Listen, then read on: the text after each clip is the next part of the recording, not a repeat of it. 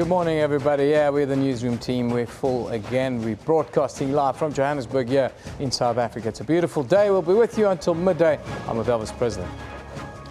Good morning, Eben. Yes, and it is a sad day indeed because, you know, scores of foreign nationals that fled to live in Bosch and Centurion overnight after at least 5 foreign-owned shops were attacked and looted again. Yeah, so we're asking you this question, and it seems to be the way we operate during protests here in South Africa. We ask you, why do we loot during legitimate protests? Send us your comments at SABC Newsroom. We'd love to hear what you guys tell us with regards to this. It's becoming very concerning that every time there's a protest overnight, foreign-owned shops, mostly foreign-owned shops, are being looted. Your views will be appreciated, but Elvis, is also another story that's developing, and it's very concerning. It's very concerning. Very concerning story, Eben. Of course, the Gauteng police have now appealed to members of the public to come forward with any information following the murder of 14 men in Benoni on the East Rand at the weekend. Police say that the motive for the killings of the alleged illegal miners may be rival gangs fighting over territory. And these are deadly fights. 14 dead now. Now we ask you on our poll, vote on our poll. Because how do we stop this? Do you think we should legalize all mining activities to avoid killings going forward? Because we're not going to stop the illegal mining, it seems, here in South Africa. So should it all be legalized and ratified by the South African government? 108 votes in at the moment, obviously. 67% of you out there are saying yes, and 33% are saying no. But people are also tweeting about this, Eben. Yeah, Vusi Malchas is in. He says, risk assessments, test of gases, fog, etc. Who will be responsible? Safety is even a challenge on the mines. Yes, Vusi, those are legitimate concerns. Lekasa Butler Molo says, legalization of the mine will be only the solution. Let's try. We won't regret.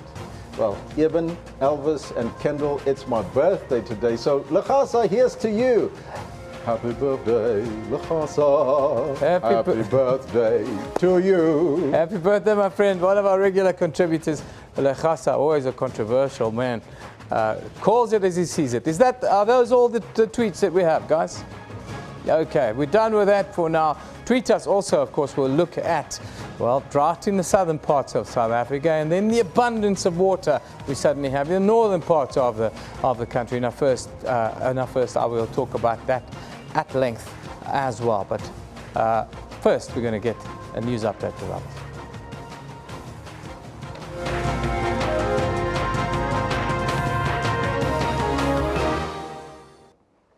Details of the new contract that the Social Development Department has signed with Cash Paymaster Services could be provided today, where the Minister, Batabile Dlamini, is due to appear before Parliament's Public Accounts Watchdog body, SCOPA.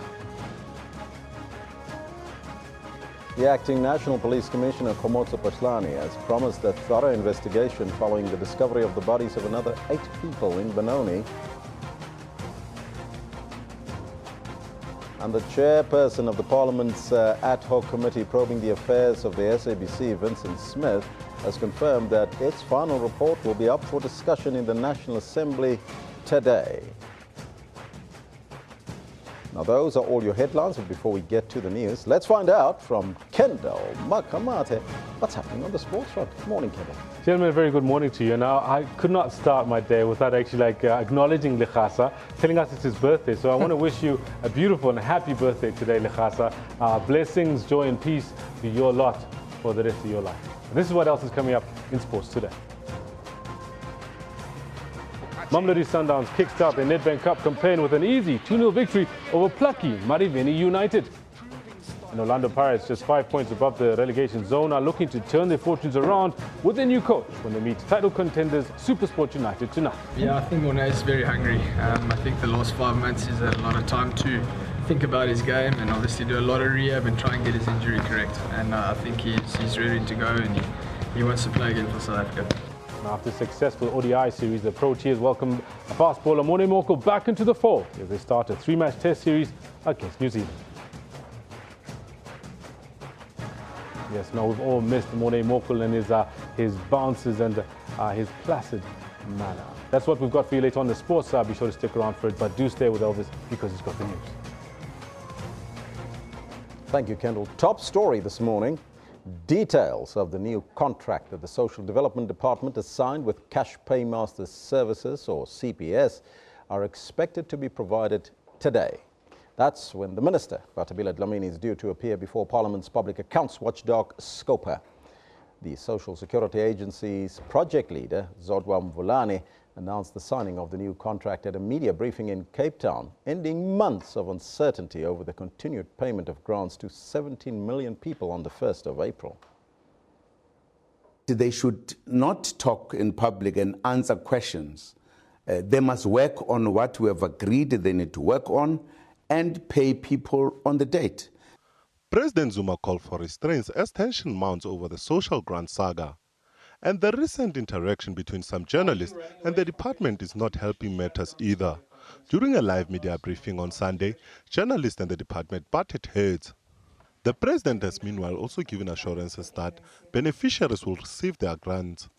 On the day the pensioners will be supposed to get their money, they will get their pensions and everything. And I'm repeating that, it will. They will get it. In court papers filed last week, SAS argued that it was not necessary for the ConCourt to have an oversight over its negotiations. The Constitutional Court will hear the matter on Friday. We should apologize because what we have done has put the country under tremendous pressure, more particularly the vulnerable we work with. And then secondly, that we should explain what we have been doing since October 2005. The minister has also come under fire for not appearing before Parliament's ad hoc committee to account. I cannot refuse to account to Parliament because we're all supposed to account to Parliament. Concerns of her own.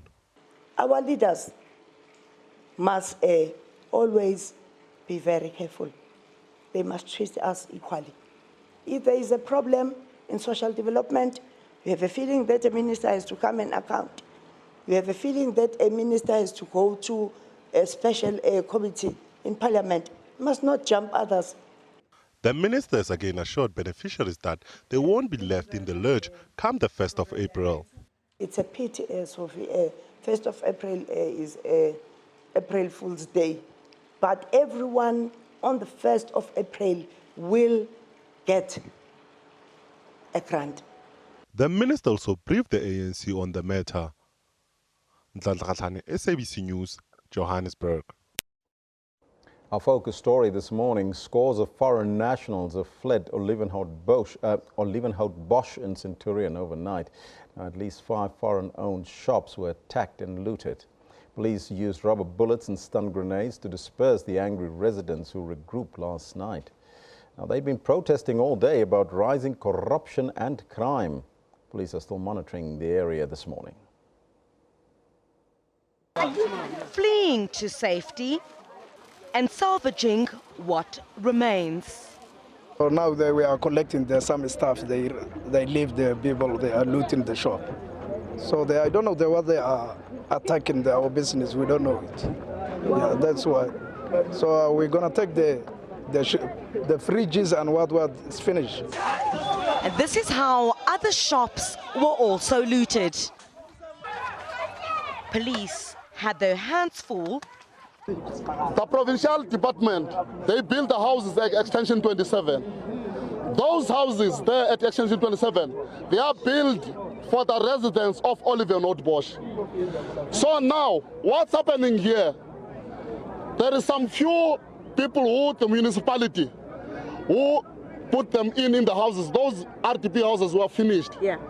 So, well, we find out there are some other elements of people who are also occupying those houses illegally.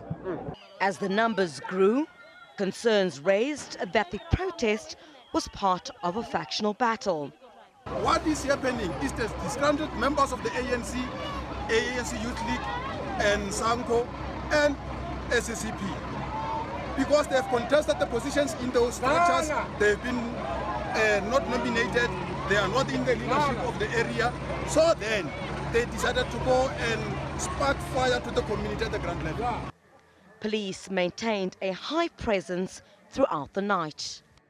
While these residents say they've given the Gauteng Human Settlements MEC Paul Mashatile 14 days to address alleged corruption relating to the allocation of RDP houses, while they say relating to other concerns including crime and lack of service delivery, they also want that addressed soon, or they'll return to the streets until someone listens.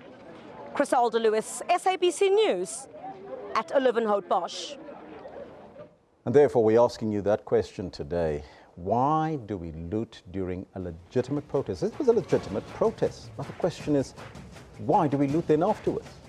I'd like to get your thoughts on the Twitter handle at SABC Newsroom, as well as on our Facebook page. Please let us know.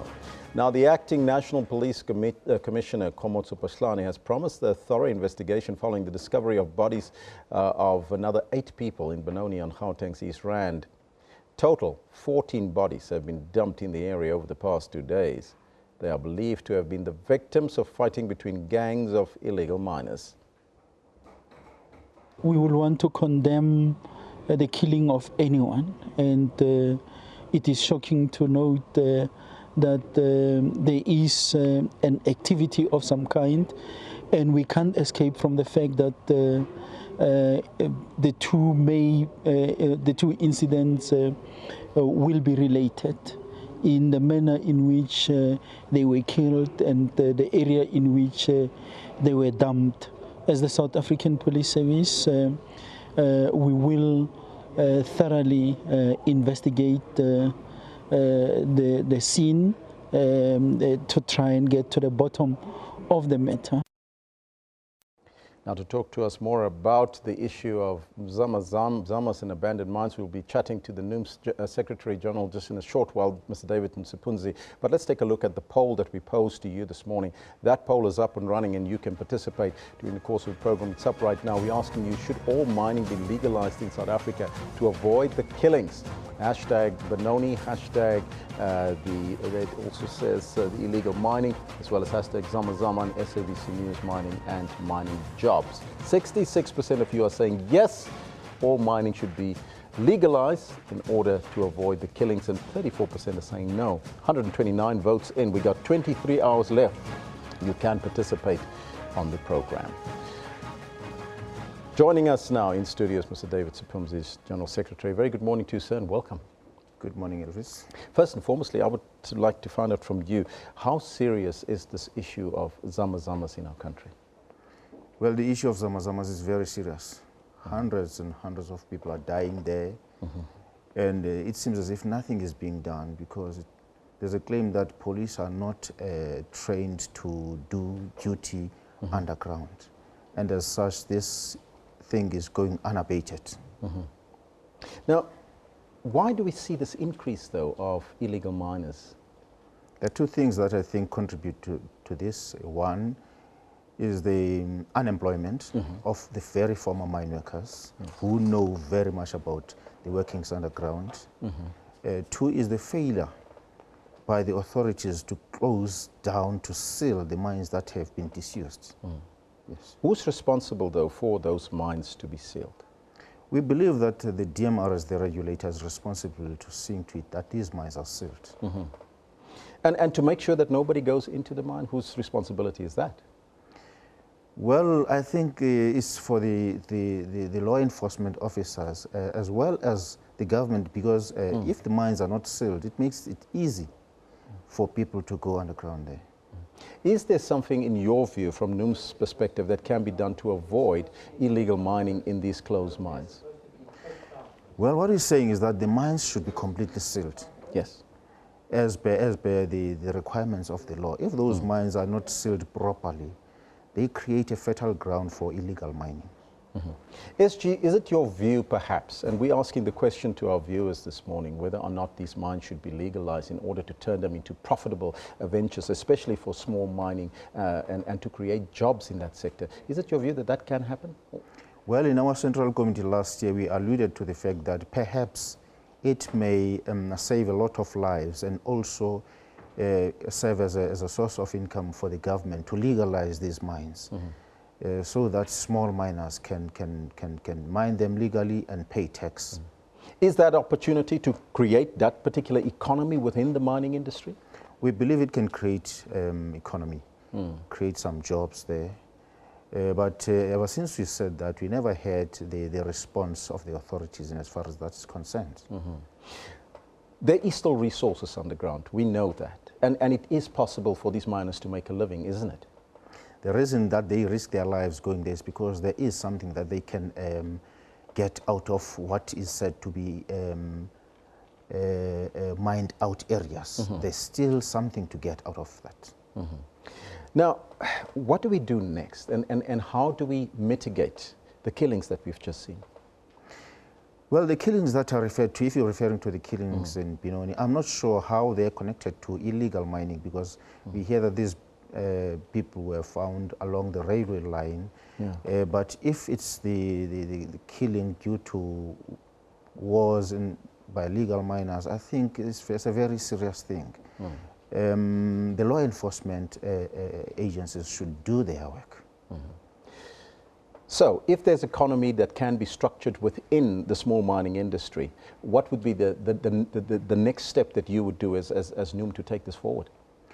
Well, we think that the government should take the leading role in convening all the concerned stakeholders on the matter, be it the unions, be it the communities, be it the very same mine owners who just abandon these mines without any consequences, so that we can have a talk about giving opportunity to small miners.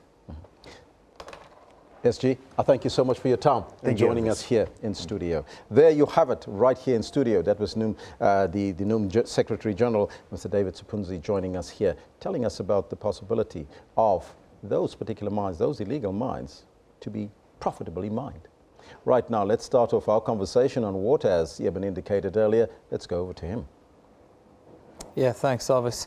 Too much in the north of the country and not enough down south. Now, on that note, Mayor Patricia de Lille has declared the city of Cape Town a disaster area now in order to manage the drought and the city's dwindling water supply, which is predicted to run out in just over 120 days if dam levels and water consumption remain unchanged there. The mayor made this disaster declaration late last week. The Western Cape government says the province could run out of fresh water in dams by 2019 if water resources are not managed properly. Now, to talk to us about the water crisis in Cape Town, well, we are joined by JB Stein, who's the spokesperson for the Western Cape MEC for Local Government, Environmental Affairs and Development Planning. A very good morning to you, James. Thank you for being with us.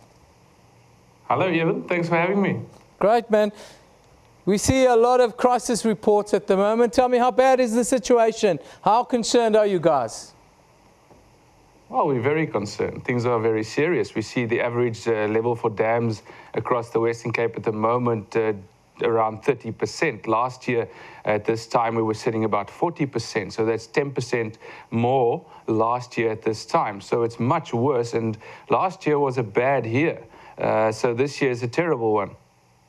What about compliance? I see that you guys published the 100 list of 100 worst offenders in the city. Are the locals becoming more compliant with regards to saving water in the city? So that list was published by the city. I work for the province. From a provincial side, we feel that the majority of people are most assuredly doing more than their part. If they hadn't, things would have been even a lot worse than they are. So we want to commend the public and business and everybody for coming to the party in a big way and assisting us. We believe that if this continues and people implement even more stringent savings methods, use even less water, there's still a long way we can go, a lot we can do to save more water. We really believe we can pull through this dry season until we hit the rainy season expected in the winter. You mentioned that you work for the province. Tell us about the rest of the province, the towns, the farmers, agriculture, the like. What's the situation like in the rest of the Western Cape right now? A bit of a mixed bag, Eben. You see some areas of the province very bad off, even worse than the city. Central Karoo district, which includes towns like Oudtshoorn, has been a disaster area since January 2016. That's more than a year ago that we realized things are very serious. We've had to declare them disaster areas through the National Government Disaster Management Center. So those areas, Central Karoo is at the moment largely reliant on groundwater. A lot of extra boreholes have been drilled, for example, to address the situation there.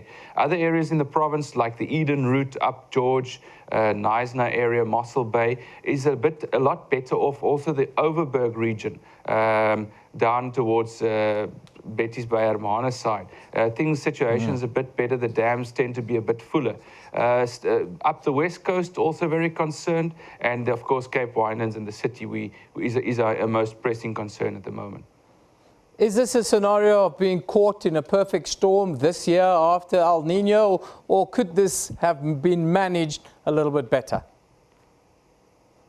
Well, I think we've been managing it quite well, which is why we haven't run out of water yet, and why we remain confident that we should manage to get to the rainy season with some water left in the dams. So we've been managing it as well as we can. We've got some very good people in the department, in the cities, looking at the situation. The reality is we just stuck with a very dry year, and water usage is going up. We see increased population in the province and growing, especially in the urban areas. City of Cape Town has seen rapid expansion. From a provincial side, we're expecting another 2 million people to be added to the current population in the Western Cape over the next 15 to 20 years. So considering the fact that we're already in a water-strained situation, matters are not necessarily going to get easier going forward. So our major message is behavior change. We must change the way we look and use water. We must start being open to reusing water. We must start thinking differently about flushing drinking water down our toilets.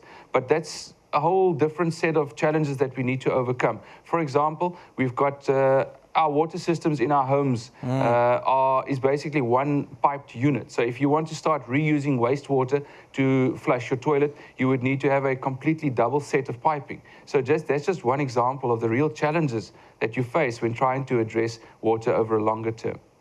Now, James, the reports say that fresh water in dams could run dry by the year 2019. You've just said what needs to happen.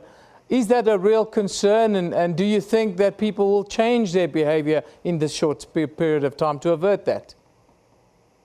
Well, we certainly hope so, and we've seen, I believe we've seen a lot of cooperation from the public in the Western Cape to date. People are aware that there's a very serious challenge going on at the moment. With regards to medium to long term, of course, when things are going better, people tend to take their foot off the accelerator. But we will, from our side, most definitely continue carrying the message that water is running out. We need to use it more wisely. We need to make sure that we are more responsible with water. And with regards to putting in place measures to increase the supply side of water, those plans are continuing apace. And in conclusion, what's the outlook, the short and medium-term outlook for the much-needed rains there in the Western Cape, especially in the catchment areas? Well, I'm a glass half full kind of guy, so and in this case, I guess it's water. I'm very optimistic, and the guys we talk to remain optimistic. We're going to see water levels continue to drop. There's no doubt about it. It's very hot, it's very dry, but we are confident that we'll hit the rainy season with some water left in the dams. Not a lot, but some. And we hope that we will get the rains that we need. We've seen a lot of water falling up north in the country. We've had a lot of wind this year down south. So those two factors together, we feel is going to contribute to what could be a good rainy season. We're holding thumbs for that. We're also hopeful for a very cold winter. Of course, if it's cold, you get a lot of snow in the mountains in the Western Cape. That contributes to a lot of the dams in the catchment areas getting the water they need as well. So we're confident, and we thank the public and call on them to continue to use water as wisely as possible, and to do so into the future as well. James, thanks for coming on today and sharing the information with us. That's JB Stein. He's the spokesperson for the Western Cape MEC for Local Government, Environmental Affairs and Development Planning. Yes, they've got about just over 120 days of water left in the city of Cape Town. It's a real water crisis. After the break, we'll speak to national government about exactly that and other water concerns. Also, we'll have an overall look as to what's happening with our dams in the northern parts of the country. Now, let's just take a quick look at your comments. Of course, we're asking you a question of the day and we're running a poll. Of course, our question got to do with the looting that we've seen, the looting that we are seeing. Now, Barry comes in, he says, service delivery protests, it is totally senseless and stupid to do looting during legitimate protests. Yes, it undermines the merits of these protests. Lachasa comes in, he says, Oliver Bosch, point of correction, not all of us, but some do loot.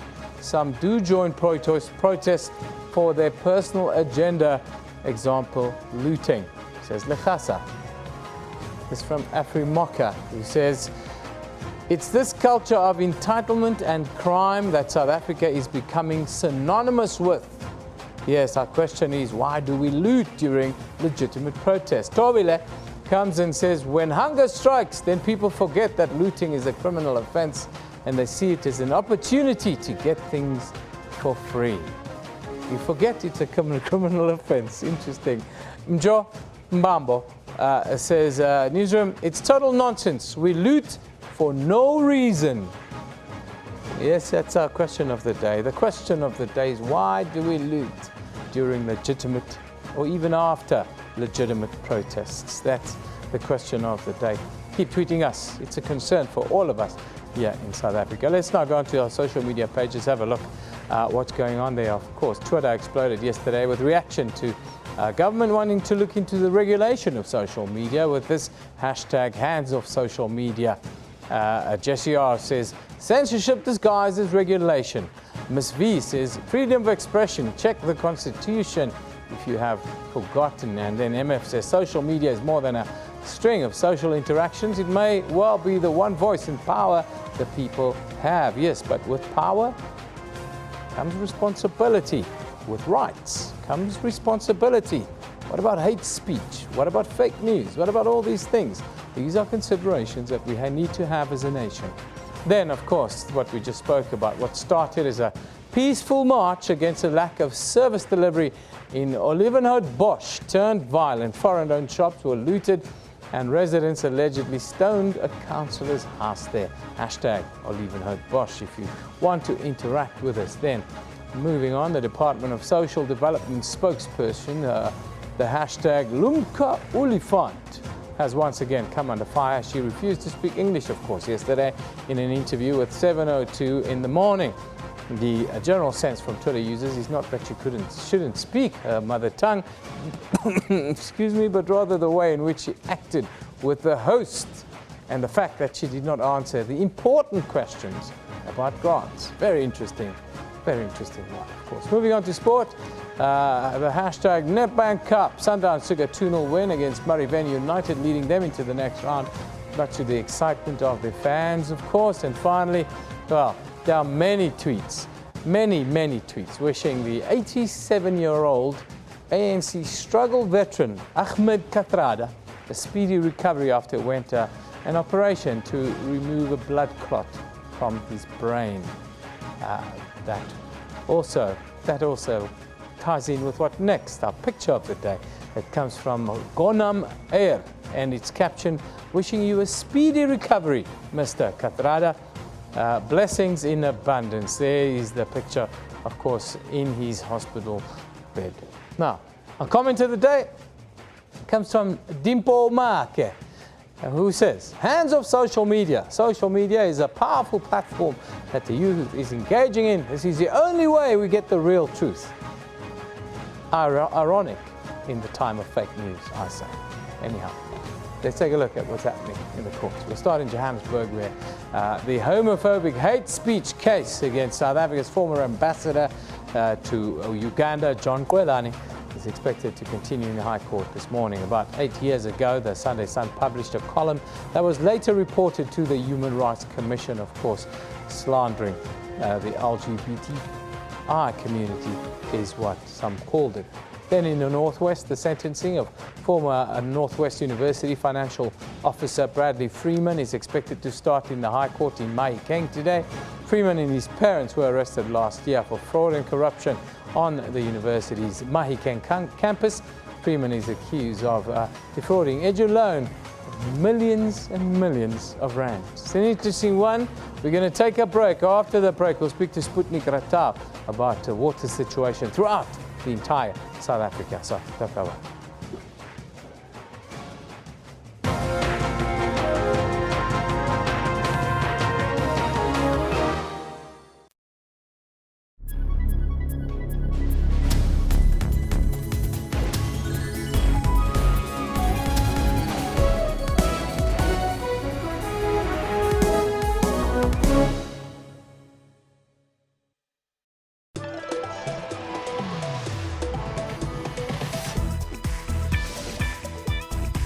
Came up with this really cool concept that we both absolutely loved, and it was tennis inspired, sports likes if you will, but still really edgy, and of course still staying true to who she is as a designer, which I felt was very important.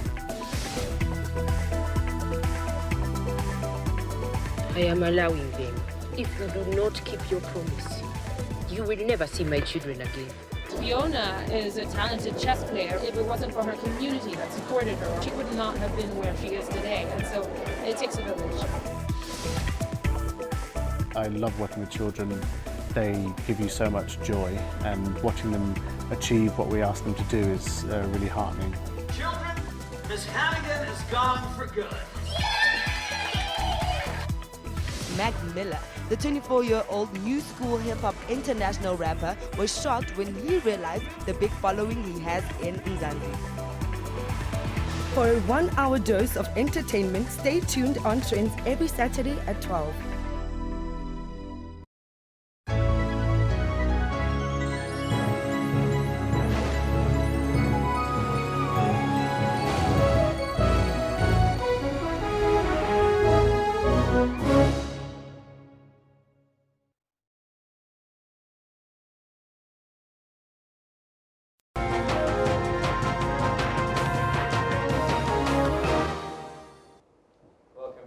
We have to go to the big story of today. Details of the new contract that Social Development Department has signed with cash paymaster services being provided in Parliament right now. Minister Batabile Dlamini is appearing before the public accounts watchdog body SCOPA. Let's go there live.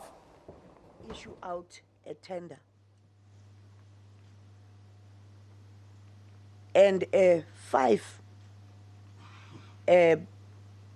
companies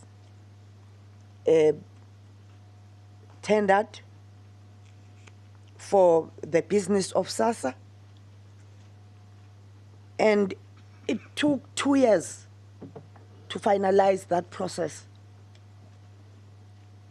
And when we were just about to finalize our work, 2 bidders decided to withdraw. And we were left with 3. And those bidders could not meet the requirements of the tender.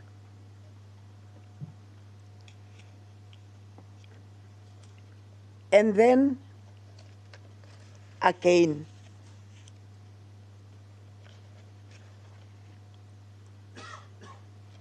when we came to social development, we found out that there was a committee formed by my predecessor that looked into the challenges that were facing South Africa when it comes to a grant payment, or when we spoke to beneficiaries. And that committee consolidated its report. And then after that, we formed an advisory committee that had to benchmark. And we had thought that they were going to do their work within a period of 3 years, but they thought 3 years was too long, and then they condensed the whole process to 2 years.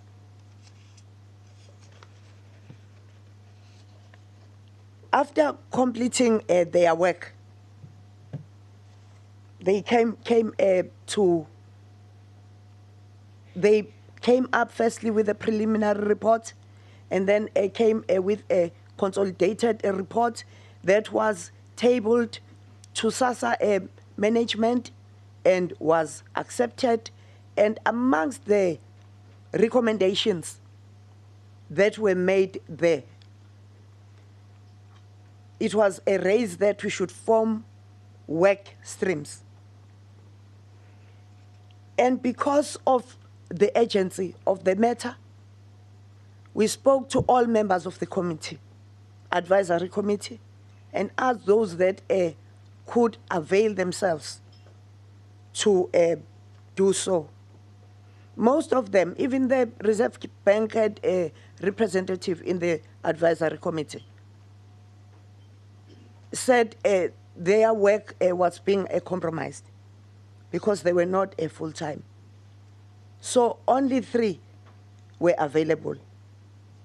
So up until today, we are working with them.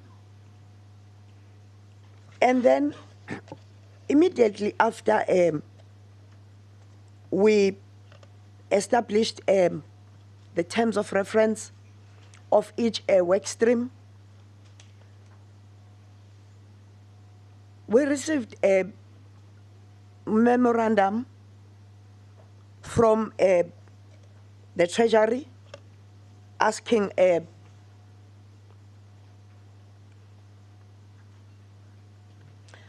to know about our procurement processes. And then we are still waiting for them to concur with the processes we had gone through, but I don't blame them for that, because at some stage we decided that no, we are running behind time, so we have to move as fast as we can. And then secondly,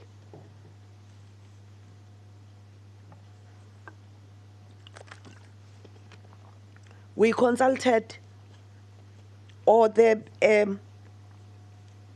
work streams,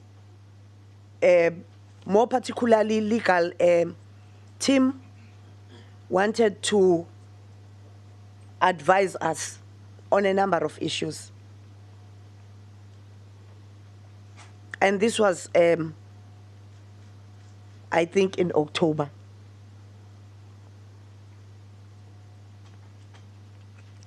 They then said, look. October last year. Yes. Okay. What is in the report and what you want to SASSA, so as to ensure that social development or SASSA takes the responsibility of payments, is too huge a project. We are not going to, you are not going to be able to meet the time frames. And then we started working on the phases of the program. And also we looked at areas that SASSA was supposed to have implemented, but could not implement. For instance, the taking over of the registration of beneficiaries,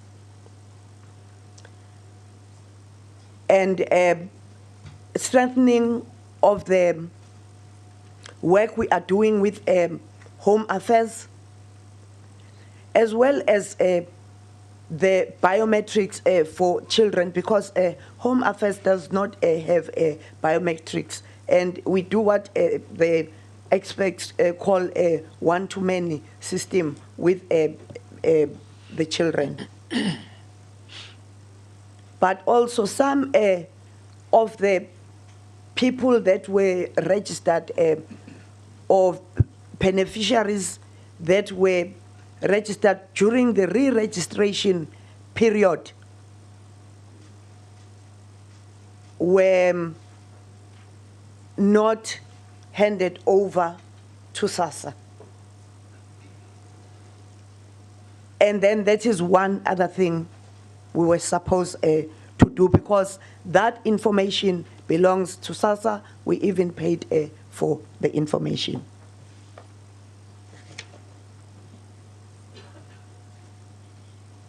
So we then again had a meeting around December with the legal work stream. It was December, I think 12th, when they came to us to say, look, you're not going to be able to implement this by the 31st of March. Let's, before the 15th, write a report and explain to the Constitutional Court that this is what has happened. But also, we need to find a way of dealing with the ruling of the Constitutional Court that that tender was invalid. And we knew that also it would be wrong for us to continue with an invalid tender.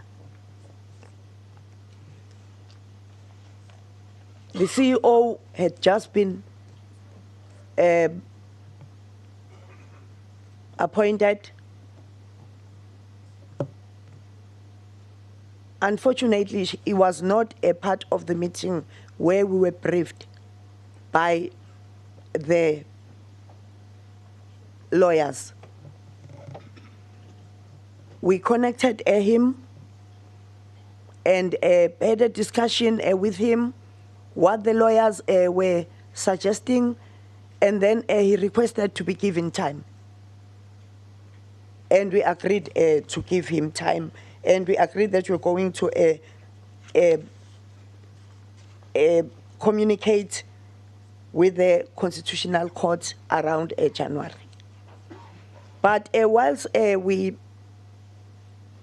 were waiting for him, there are other processes that took place. Meetings with the Treasury, meetings with the Reserve Bank, and communication between the two ministers.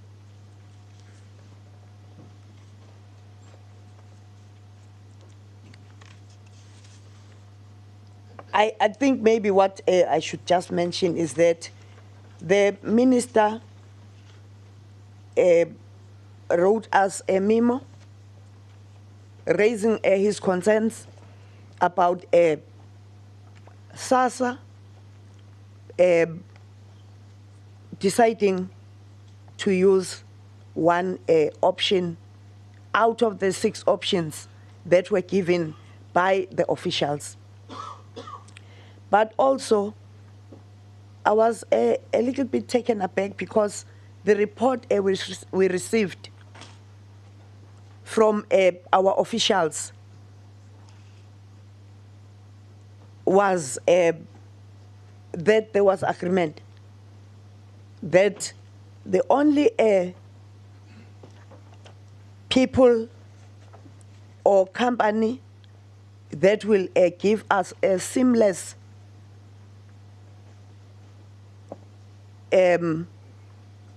processes was CPS.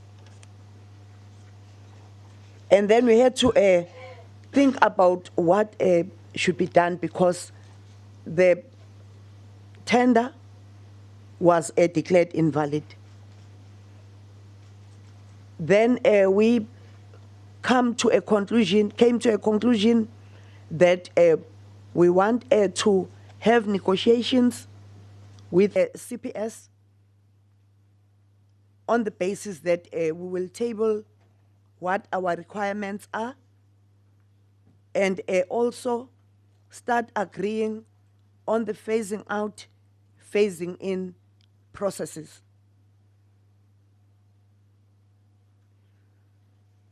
But I must also say that it has always been in our agenda that the post office must be part of what is going on. Now,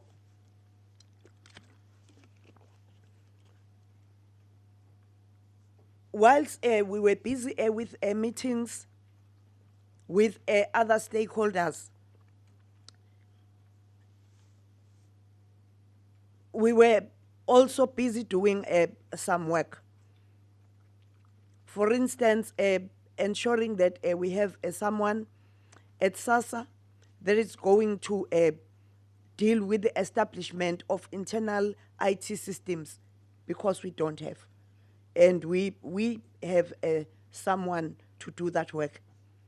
And the other things that we did was working hand in hand with a CSIR so as to come up with what we can use for biometrics. And it's there, it's ready. So we're not going to get from outside. It's done, it was done in South Africa. Amongst the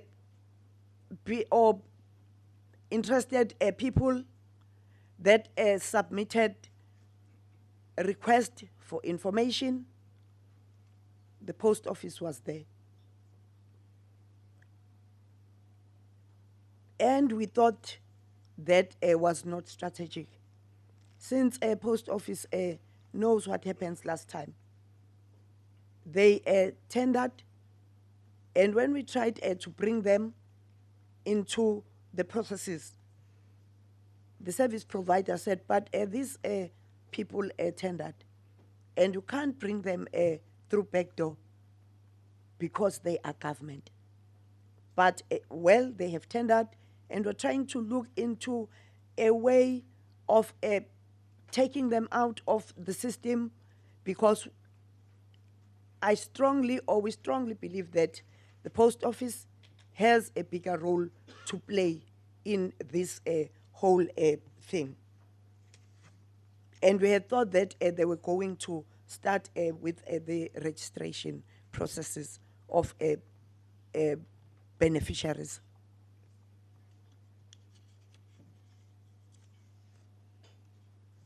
And then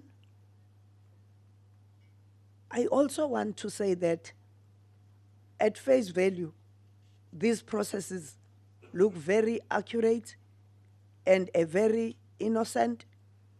On the sidelines, there was communication that was taking place between someone called Dave De Beer with the service provider, saying he's been approached by those that are highly placed to form a team that is going to tender for this for the payment of grants. And then again, he communicated saying to CPS, they are ready to do the work, and the post office has said it does not have all the requirements that are needed by SASSA, and therefore it would be important for CPS to join them. Thirdly, the letter said, or the message says, we are meeting on the 10th of February to finalize this issue. So you have to say whether you are working with us or not.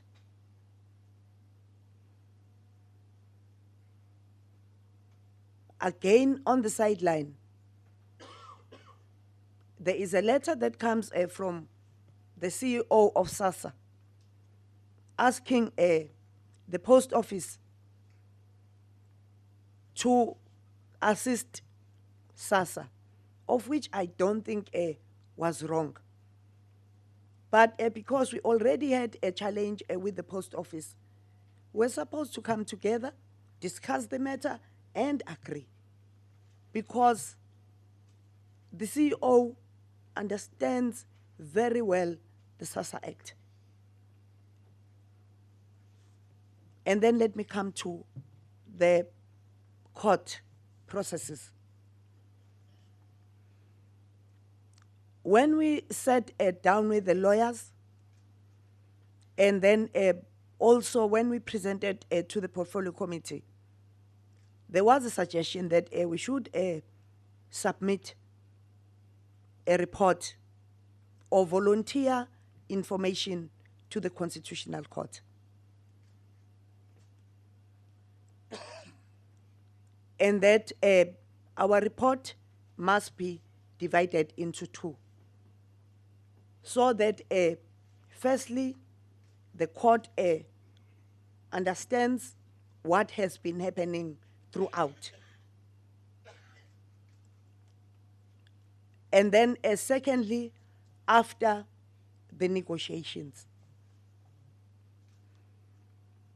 Then the first affidavit that was about to be deposited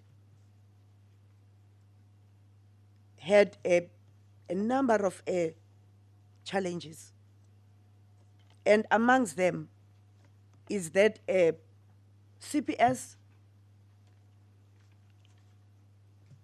the Minister of Finance, and the Treasury were supposed to be respondents.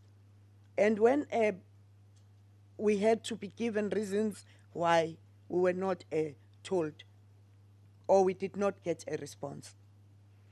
But the affidavit shows that we have already decided about who should do what. It does not give reasons why we are where we are today, the question you have asked. But also,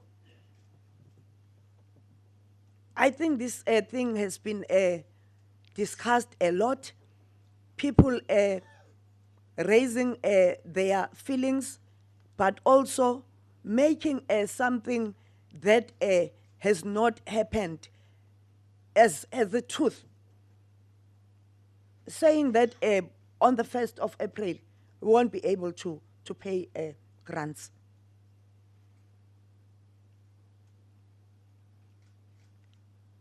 So what we thought we had to do was to apologize, firstly, to the Constitutional Court for everything that has the commotion, misunderstanding, and that the people are unstable because of the reports they have been getting. Never mind that we've been saying we will be paying on the 1st of April. Never mind that the technical team had set to discuss the matter and made their recommendation.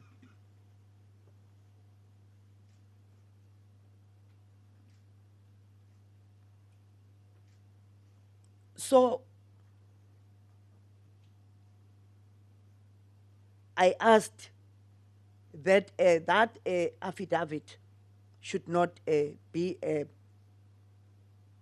given or submitted or posted. That is what the legal people would say. And we sat down and agreed on the approach. But again, an affidavit with that posture was posted, and I had never seen it. And I have a right to see what is in the affidavit. And then I requested that we withdraw it. But also we had sat with the CEO and agreed to bring together the legal teams. And both teams do not have a problem of working together. But there had been that push of not involving work streams in the work we are doing. And people just thought that when you want to do something, you have to thumbsuck it. And we believe the work streams are doing scientific work because they have experts.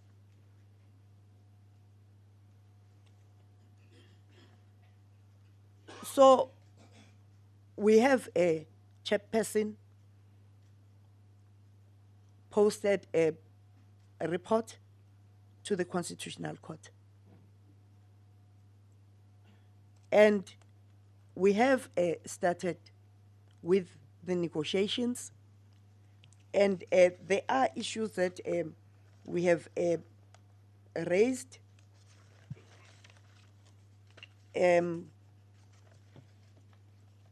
But besides that, the due diligence have been done. And when we were doing that, visiting offices, the Black Sash has always been with us. They have privy to information that other people don't have. Because we thought, as a human rights NGO, they must know what is going on. There is a ministerial task team that brings together the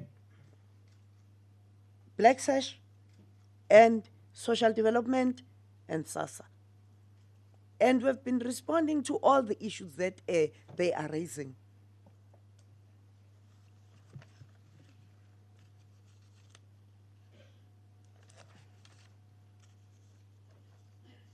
And then, again, the team that went for negotiations, we had requested the Treasury to give us 2 people to negotiations. But unfortunately, those people could not come. And,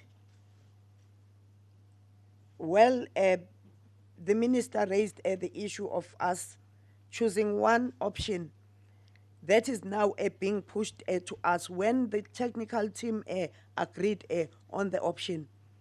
But also, I think there is that thing that is trying to push away what we've been raising about the post office. And there was a time when I had to fight with the officials in social development, because I kept on saying, let's bring in the post office, up until the post office was called to come and present what they can provide. SASA has 9,000 plus entities or offices for pension payouts. And the post office has 2,700 areas, including those that are agents of the post office. Most post offices are based in the old apartheid towns. And in some of the areas, they are not there. And therefore, we had agreed that we're going to sit down after doing our mapping and see areas where they could do work so that we strengthen our pension payout. But also, I must say, Chairperson, that the way we view things is very different. Social development is about human rights. It's about the protection of our people. It's about improving on a daily basis the work we are doing. And we really learn on a daily basis. Now, amongst the options, I think Zodwa and the others will highlight the issue of the options. Amongst the options, there are those that we change the service provider and take a Green Road and make Green Road a major service provider and the present service provider the minor. That was going to be a facelift. It was not going to be total change. That we allow all banks to procure and not use the biometrics. And what is important is that when we started using biometrics during the re-registration period, we were praised for having saved a government 2 billion. But again, we don't have to use the same biometrics. And biometrics came from the Taylor Commission. It's not our own thinking. Ours was to implement biometrics, and that worked for us. Because a lot of people that were getting grants incorrectly had to be taken out of the system. But one other thing was that we had to, okay, those that deal with money, think about clients. They think about banking the unbanked. They talk about all things that are about the client and the bank.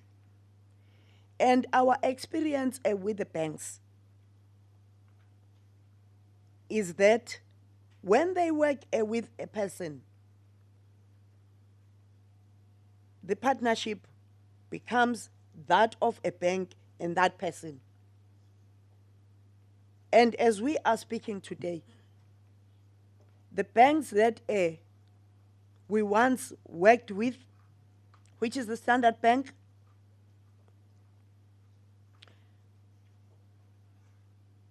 still owes us, including interest, 500 million.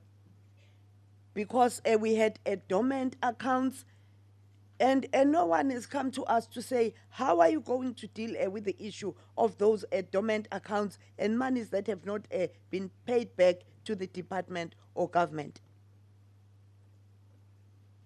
Itala Bank,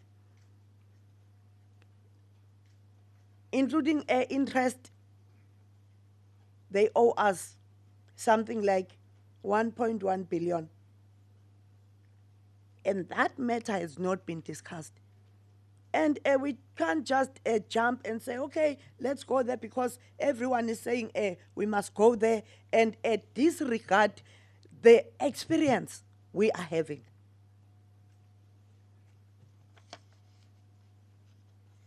And our approach is that our work right now must change. It must be people-centered, and the payments must be taken to where our people are, so that as social development, we are not seen as a burden. The budget of 140 billion must at least go to where our communities are, so that you revolve the economy or the money around communities, and that when it goes wherever, it must have started with our communities. Right now, it's big retailers that are getting this money. I don't have a problem with that, but we must make it possible for our people to develop through this. So again, that is where the thinking is not the same, because ours is to care. We've been given a responsibility to contribute towards radical economic transformation.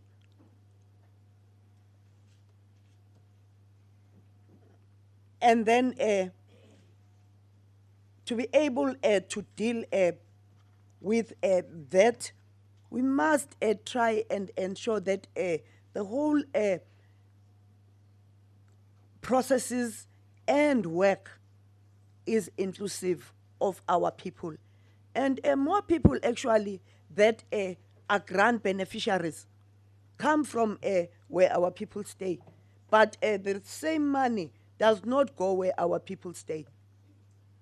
So, okay, it's fine that people are asking questions about the tender. When it gets terminated, what's going to happen? Because we also understand that when the 31st of March come, the tender will fall off automatically. But the main elements of this have not been discussed. We've all been fighting about one element of pension payouts, fighting about the date. Even if the president says on the 1st of April, you will be paid.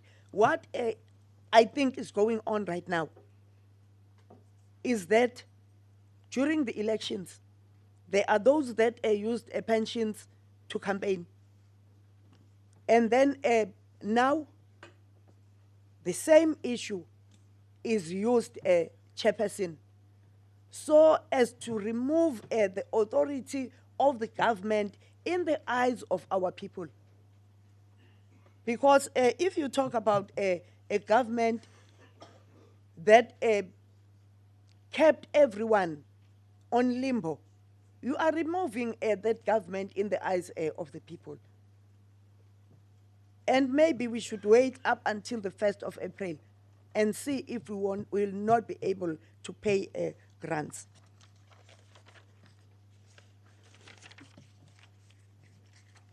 And then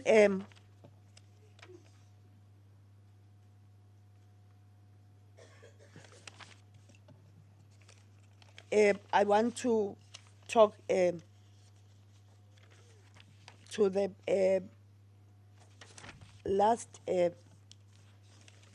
part.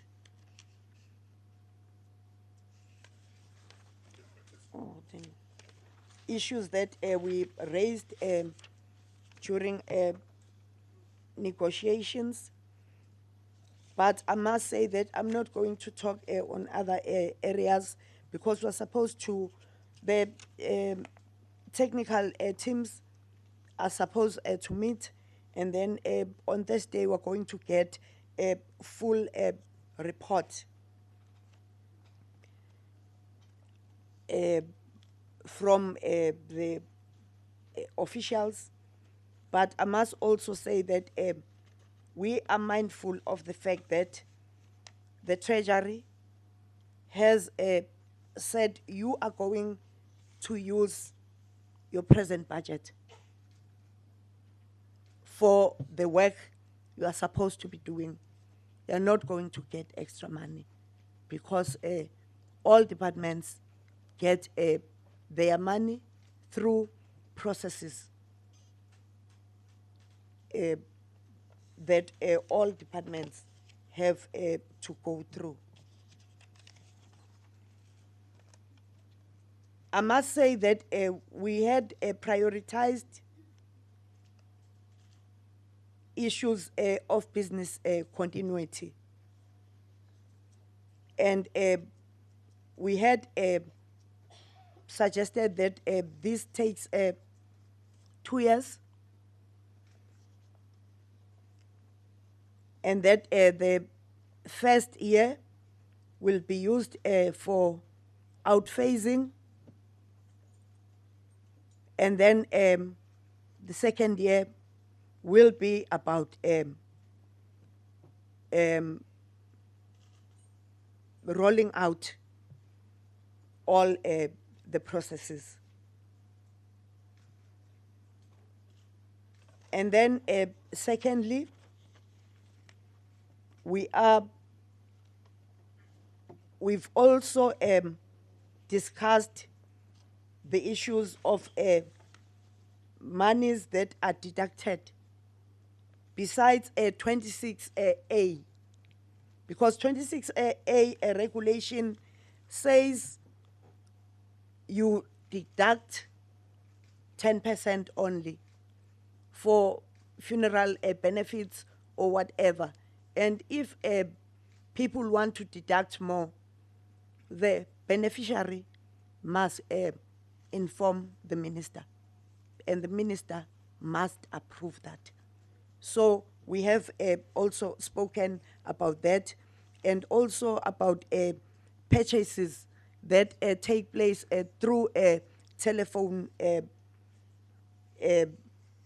purchasing, like umoya manje, and electricity, and water.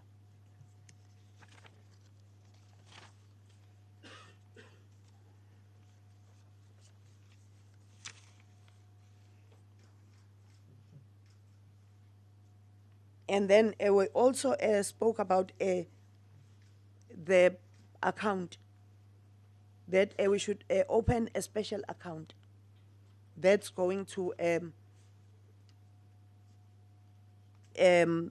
disperse monies into various beneficiaries. Because what happens now is that the service provider receives money, never mind that 24 hours, there is a lot of money that is there, and you get a lot of interest, because it's a day. So after a day, it goes to various provinces. And therefore, we think we now have learned what is going on, and we should distribute money, but also we must access accounts.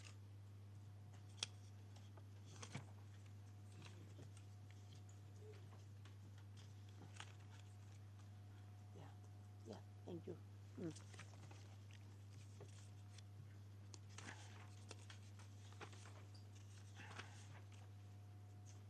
And then in the presentation we have made during negotiations is also, we have a space for the post office.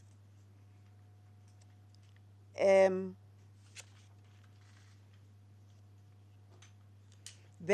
also what is important is the extension of the card's life, because according to the present service provider, the lifespan of the card is up to the end of March.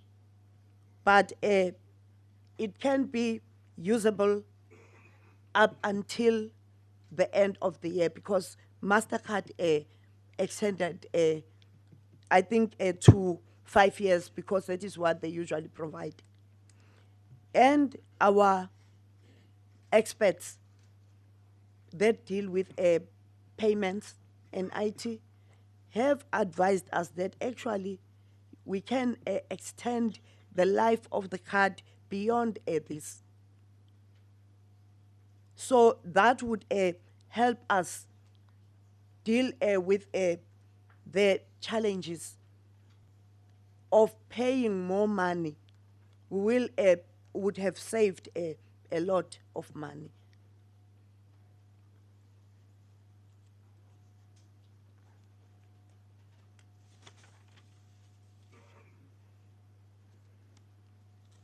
And then also, we had 2 different call centers. Now we're going to integrate them. But also we want them to work for 24 hours because our people have free airtime around 8 o'clock up to 12 midnight. Reconciliation of accounts, I don't want to take my chances there because I'm not an expert. SASSA transition enablement, the taking of all the biometric data, and as well as beneficiary data.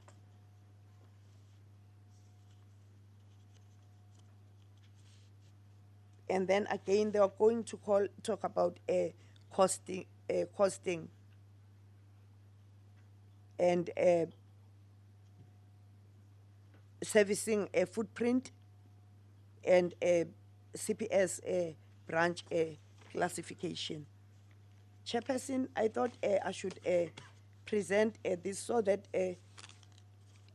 we must not think that we are running away. I think also they are going to give an account of all the things we've been doing parallel to the processes of payouts.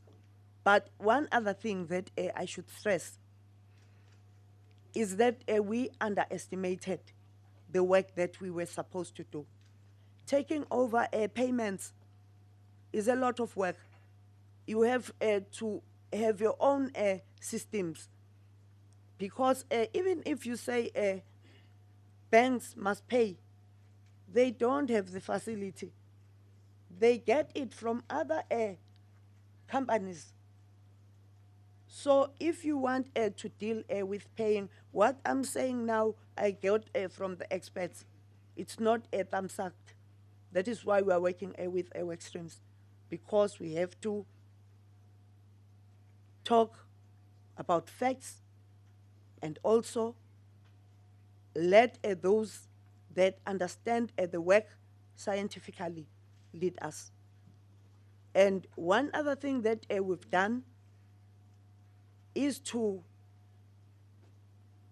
look for the facility of people that are well experienced on the issues of payments and issues of, is it CPI? Yes, CPI. So that, again, we don't make a mistake of overpaying for everything that we are going to use during this transitional period and moving forward. And I wish to say that 2 years is just but part of the whole process of revolutionizing SASSA. We have a 5-year plan of changing SASSA. Chairperson, Cabinet started at 9:30. I'm also supposed to give a report to Cabinet. I have given a report here, and I would like to be excused. And the matter was raised with the whip of the committee. But this is wrong, Chairperson. This is wrong. The matter was raised. This minister undermines Parliament. She must be told to her face. No, just No, hang it's on. wrong. No, just hang on. No, it's wrong. No, but there's a chairperson just here. hang You on, can't start shouting. Can you give to I'm the not chairperson? shouting. Yeah, just be patient. Minister Batabile Dlamini must be told. She can't just stand. She's packing and leaving. Chairperson, can I make the comment It's wrong. that we find it completely unacceptable that the minister gives us 7 minutes to interrogate the minister on a very, very important issue that could This is affect not the a lives church. You of don't 17 preach million and then people. go. We just say amen. This is not a church. You must sit there and account. Chairperson, I don't want to be insulted. Please. A church is hardly an May insult. I You are ask- insulting us. May I ask for your protection? Yeah, I don't want to. True. I don't want to be pushed to where Yeah, no, I'm being pushed. No, I agree with you, comrade. Please, comrades. No, please. No, Chair, I think we Please. also need to clarify one simple thing. Please. This is a SCOPA meeting.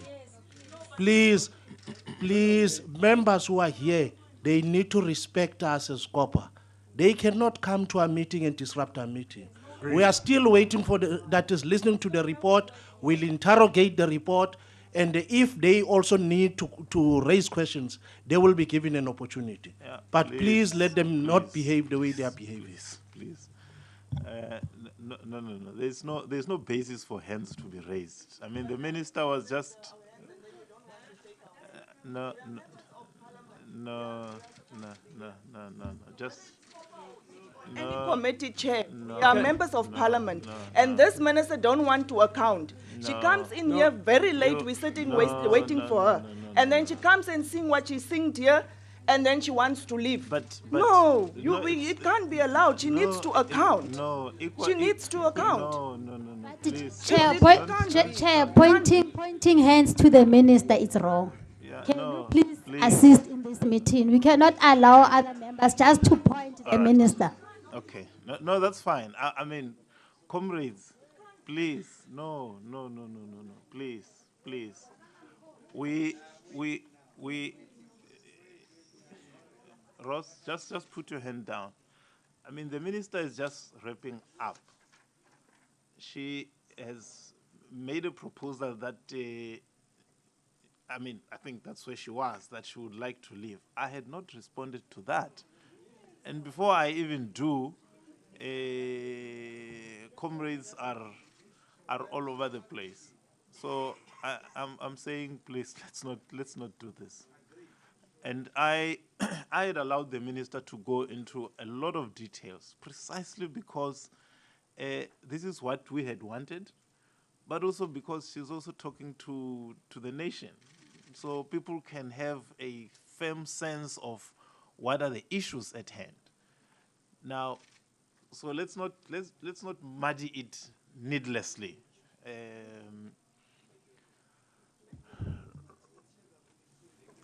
I do that every time we have a meeting. I don't need to be edged, I don't need to be egged on. So let's just keep it. Just 1 minute.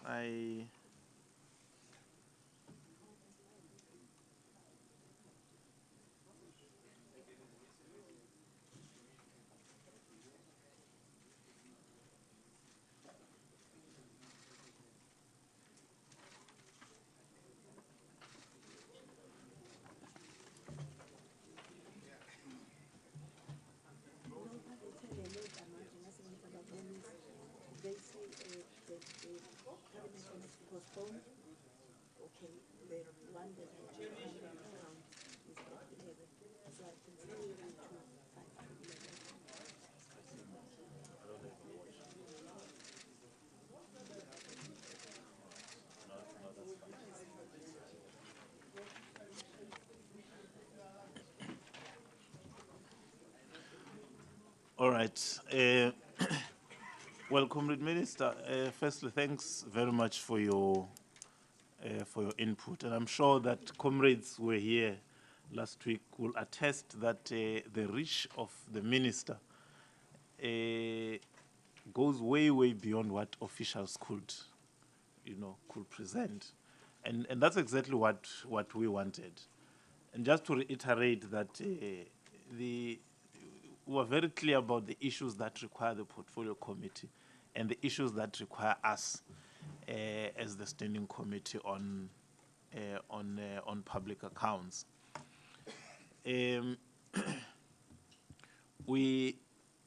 I think, Comrade Minister, in view of the issues that we are seeking to clarify, we will request some level of flexibility on your part.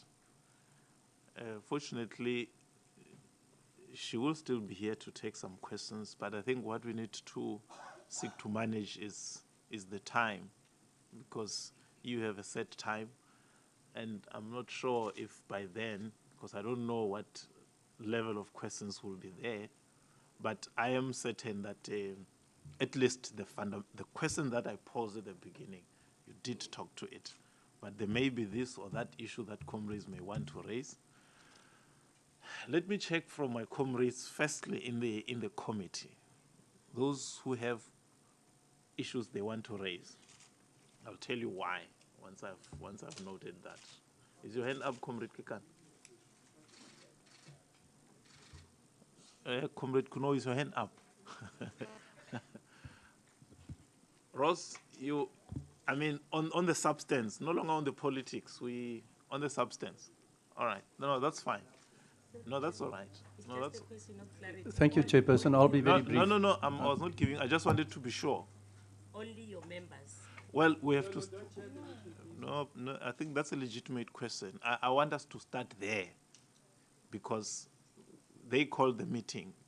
And I've said to the chairperson, you will have the right to raise questions and to raise issues as well. But obviously, the starting point has to be the members who called the meeting. I think that's only fair. Now, that being the case, I'll start with Tim. But in view of time, I'm not going to give you time like when you have it as a focus area. I just want you to pick on some of your best. I don't know how many questions you had, but I would like you to ask your questions, say maybe 3, 4, 5 questions. You ask them, all of them, and then the minister responds. And then we can then come to the other comrades. Comrades, please, let's not make statements so as to try and manage time. Let's ask questions. If there are no questions, then that's fine. Tim? You want to make a suggestion, yeah? Yes, please. Yeah. No, my suggestion is, in view of what the minister has indicated, I would suggest that we don't deal with the other issues. We only deal with the CPS that is contracted. Yeah. No. We're dealing with a presentation. Let's leave the other issues out. Okay, thank you. Lengwa? Chair, I've heard your ruling. I just want to find out, Uti, this question of time, how much time do we have? Because we were under the impression as a committee that we'd be having a detailed discussion, but what I'm hearing now is that we're taking a shortcut of some sort. So as we sit here now at 28 minutes past 10, how much time do we have to engage in these matters? Because that will make or break whether we're having a substantive discussion, we're just going through the motions, the sake of going through the motions, which I think on its own would be unfair. So can you be clarified on the time? That's all right. I've made the request to the minister around flexibility of time on a part. As things stood when we had our little engagement, she is supposed to be at a cabinet committee at 11. And I'm saying it might as well be that depending on the questions that we have, we may not necessarily have enough time for everybody to engage. So I've said we need flexibility on a part. I'm still to hear, because I would imagine it might entail her talking to someone, to talk to someone, to make arrangements and then get feedback and come back to us. So that's why I felt in the meantime, can we, yes, Chip? Thank you, Chair. I'm just glad that we can start. Chair, I just want to at the outset note my objection that we have a limited time frame. I do think this is a national crisis. And I do think the Minister should dedicate an entire day to talking to us about this matter. But be that as it may, Chair, I will proceed. Chair, you've not allowed me to do the normal to and fro cross-examination of the Minister, so I'm going to just cut to the chase on 4 or 5 salient questions. But Chair, I just want to ask that the Minister does not then cherry-pick what she would like to answer. All questions must be answered. So if I could have your assistance in that regard, Chair, I would appreciate it. No, that's fine, that's fine. Thank you, Chair. Chair, today we're speaking about where we've come from, so let's look at that. It is, it's a moot point that the Minister set up the advisory committee. It's a moot point that the Minister appointed certain people to be on the advisory committee. The question that is the burning question here, and it relates to the mandate of SCOPA, which is compliance with the PFMA and Treasury regulations, is that when the advisory committee submitted its final report in December 2014, I think it was, the Minister then instructed in a communication to Virginia Peterson, the then CEO, that certain people would be retained to run the work streams. This is a documented fact. I would like to know from the Minister, and this is question 1, how does she tie in an imperative that certain people must get the work of the work streams, must lead the work streams, and their companies must be involved in leading those work streams? How does she tie that in with the notion of a competitive bidding process? That's question number 1. Question number 2. That instruction led to various memos going back and forth in SASA requesting for a deviation of protocol, of procurement processes. What was her involvement in that, and what is her comment on that? Question number 3, does she not think it's improper that persons who served on an advisory committee were then given work to the tune of 47 million rand? Tim Sukazi, head of legal, the legal work stream, received 7 million. Patrick Monyeki, head of the RCT setup, and his company Rangewave, received 35 million. Okay? And then Parkis, Mr. Parkis, received just under 5 million rand. They were all on the advisory committee. And then they all received work without a competitive bidding process for that kind of money. Does she feel that's appropriate? And what I find, I'd like to tie it up with her earlier comment that she said we didn't have time to worry about these things. I really would like a response from the Minister on that. Question number 4 of the 5 is big arguments been about why we didn't go the SAPO route, why we didn't go the bank route, and all the officials have bounced back and forth on this. Now, the Minister has just said to us that they didn't go the bank route because the banks owe them all this money.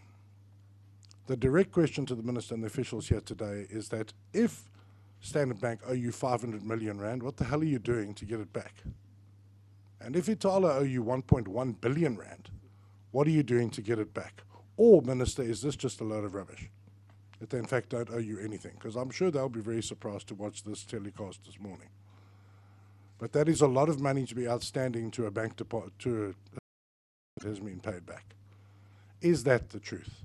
And then finally, Minister, we need to know, what are the details of the CPS contract? What is the rate per beneficiary? You cannot walk away here today without giving us an idea of how much this new CPS contract is going to cost the South African taxpayer. And Chair, if I just may finally, there was a statement made by the Minister where she said that when SAPO were engaged, the service provider objected. The service provider is CPS. Is the Minister telling us that when there was an engagement with SAPO, CPS, who, by the way, are the holders of an invalid contract as per the Constitutional Court, and don't really have much standing. They said to the Minister, you can't be talking to SAPA. They can't come in the back door. So the question is, who's leading who by the nose here, Minister? Is CPS telling you what to do? Thank you, Chair. Right. Thanks very much.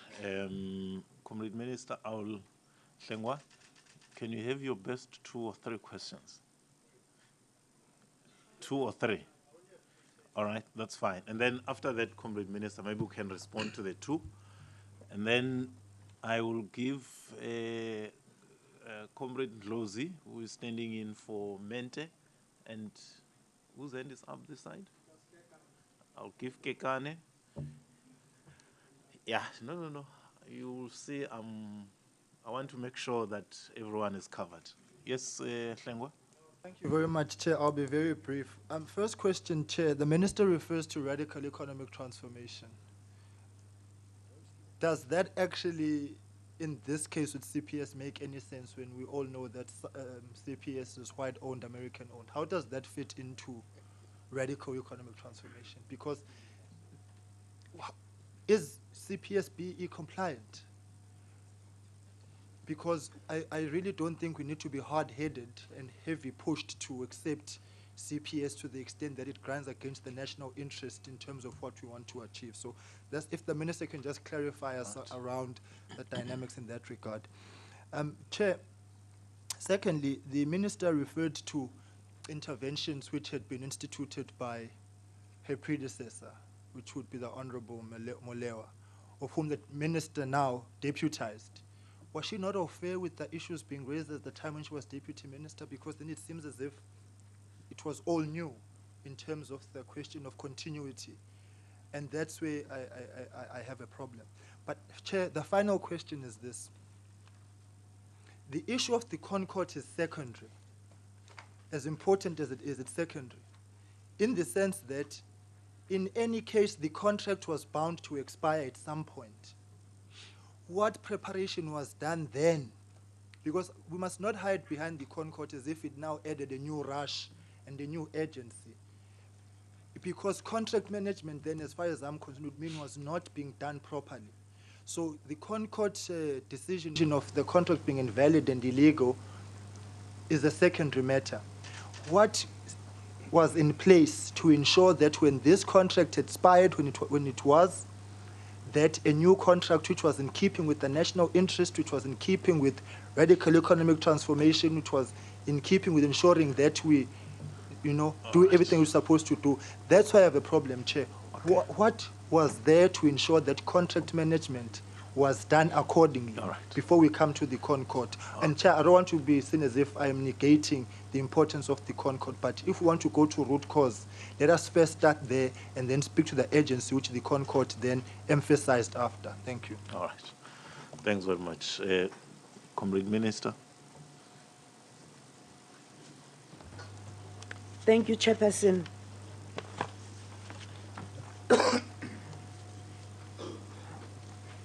National crisis. Chairperson, we have been saying grants will be paid on the 1st of April. And it depends how an individual sees the whole issue. There are instances before where government would deviate because of certain challenges. And we have spelled out that already when the advisory committee started doing its work, they dissected the work, analyzed the work, and then came back to us to say the time that you've set for yourselves will not be met. But also, the advisory committee benchmarked our work internationally, and there are experiences that we have from other countries.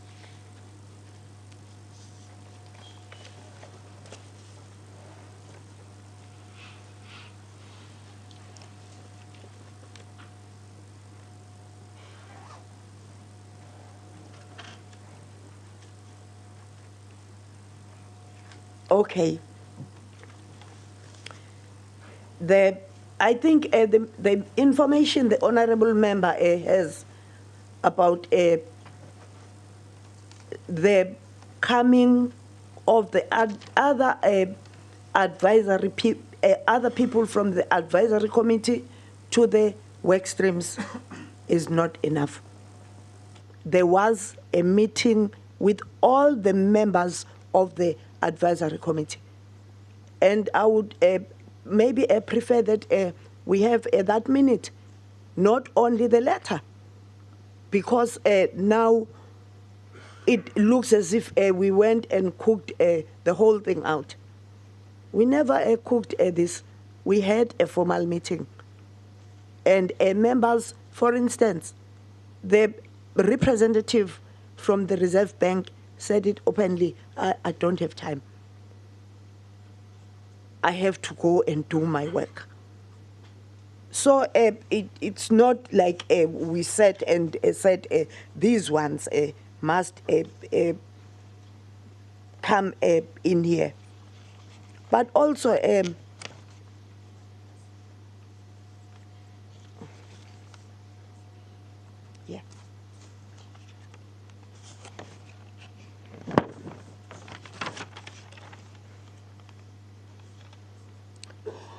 Doing the work without bidding, I think they will account on that.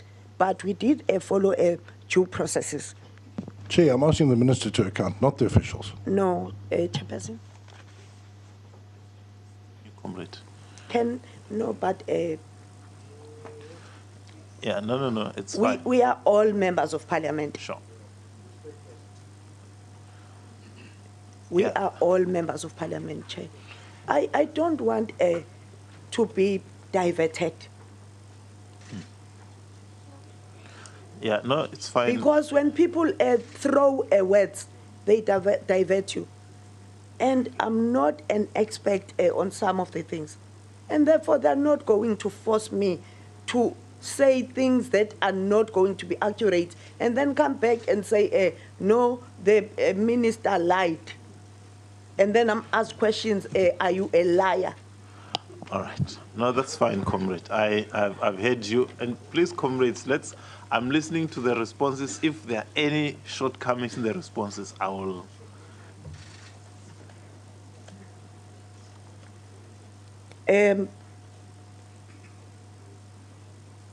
Yes, we did not have time.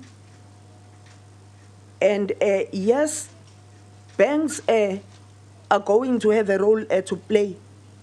That is why after the pronouncement by our DG in the press conference on the 12th of December, we raised banks will be brought on board. And they themselves responded. They sent a letter to Zodwa. I think it was a particular structure, saying they will only be ready at a particular time.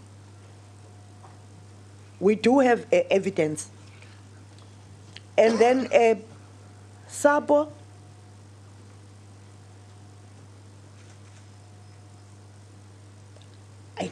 also the issue of discussing the invalid tender and having the service provider raising his concerns. These are legal matters. And if people raise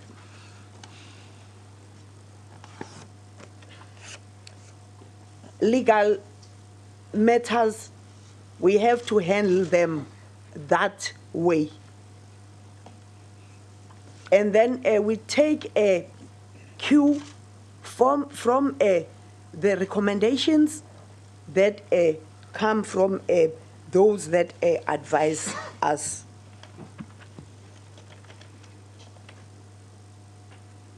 Also, the issue of us not being serious and talking rubbish, I don't. I'm not going to also respond to that. But maybe let's do this, Comrade Minister. I think on the banks, the thrust of his question was, are you seriously saying that Standard Bank and Itala owe you money? And why have you not claimed that money? Or what are you doing to get the money back? Maybe we should give you our correspondence with them so that people can see that we are not sitting on our laurels. Okay, now that's fine. Then on the first part of his question, it was the deviations in terms of procurement because there was no time, in terms of the advisory team, some of whom were retained to head the streams. Were the deviations done according to the PFMA or not? I think that's the thrust of his question. Yes, that is a report I have. But after we had gone through proper processes, the Treasury raised their concerns. And what were their concerns and what did you do about those concerns? We then responded to them and explained what we had done. And then it was settled. I'm not sure if they wanted to cycle it. No, what I mean, Comrade, is that when you explained, did they then come back and say, okay, fine, we're satisfied with the explanation, it is okay? Did they come back, Zoto? They haven't yet come back. All right. All right, no, it's fine. Then we can go to Hlengwa's question. And then, for now, we've been paying CPS a capped amount of 16.44 Rand per administration or per grant recipient. Yeah. And then what we are going to come up with, we have not yet agreed. And therefore, when we have our meeting with the minister, after the technical team, we will make an announcement. All right. Okay. Continue with the questions, Comrade. 16 Rand per month.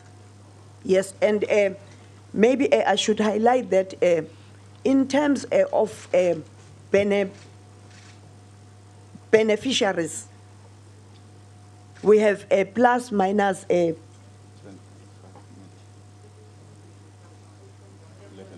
11 million. The beneficiaries. How we explain this is that Batabile would have 5 children, and then that are grant recipients, and therefore she would have one account for herself and those children, and therefore you don't pay per person. Yes, so that is why we go up to 11 million. The issues of PEE compliance, I think, were discussed in court previously. Yes. Honorable Chair, but I'm asking them here. I'm not in court. No. Right. I'm not in court. No, that's fine. Comrade Minister, I was going to say, sitting here as well, I'm not very clear how it was discussed in court. Maybe just to explain the status. I think it was raised amongst the matters of PEE compliance. Yeah. And then issues of radical economic transformation, that's our agenda moving forward. But I would like to say, small as it is, social development has tried to use the SRD through establishing cooperatives. Up to today, we have close to 360. And when we have to deal with the issues of social relief of distress, it's those cooperatives that do children's uniforms. And then also for the SRD, vegetable crops, we buy from communities. And if people also want to see that, we can take them to where the people are. So it's something we are starting, and we will be moving forward with that. If you ask us about a radical economic transformation and this tender, I think when we signed, we never had that program in mind. And as I've said, Chairperson, in the coming tender processes, this is what we are going to do. And then the question that is being asked is taken from the presentation that talks about the future, and it's brought here to the present and the past. Okay.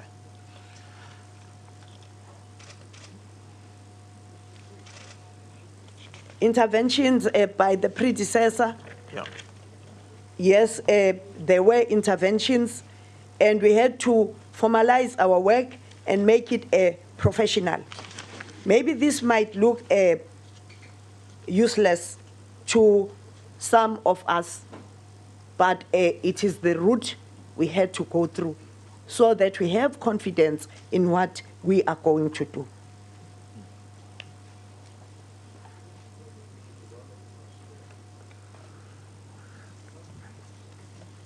Yeah. The last part is about contract management. The expiry date of the current contract was known from the beginning. Why were we not ready timeously? Chairperson, we've explained what happened. We've said for 2 years we ran a tender. And then 2 bidders withdrew towards the end. And secondly, we appointed the work streams. And in October, they came to say to us, you are not going to be able to do this within a short space of time. Go to court and explain. So it's not about us going to court because we could not do our work. It's about the work we had thought we were going to do, and not understanding that we need more time to implement this. I think those who have banks here or have relatives that have banks know that it's not easy to start a bank. And the work that we will be doing is to pay out pensions as social development. And we had to go through a long process to do, or we have to go through a long process to do this. Okay. And we have explained also that we've been doing some work on the sidelines. So it depends on whether someone thinks working with CSIR, developing biometrics out of bringing together a number of systems is nothing. It depends how you interpret the work people do, whether they say they've done the work or then you see that as nothing All right. It's perceptions. No, that's fine, comrades. Comrade Mente, in whose absence, Lozi will... Thank you, Chairperson. Your best 2 or 3 questions.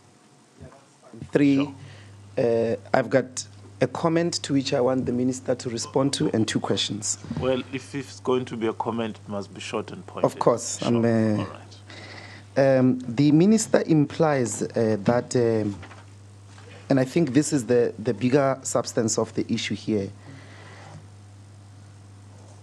that we speak of the 1st of April as if it's a fact that it won't happen.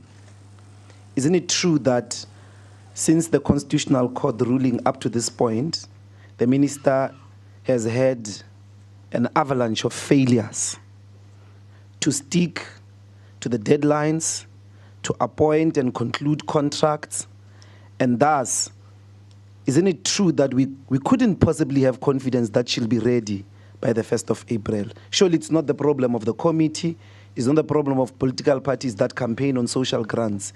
If social grants are not delivered on the 1st of April and she's removed or the ANC is removed, it won't be because of our doing, but her incompetence in relation to have not been able to stick to anything up to this point. That's the first comment to which I want a reaction on. Sure. The second one is the negotiations, Minister, unfortunately, with CPS are not happening in the past. They're happening now. We don't even know what are the details. We don't know because the information is not being... Every time she's asked about costs, she says she's not an expert.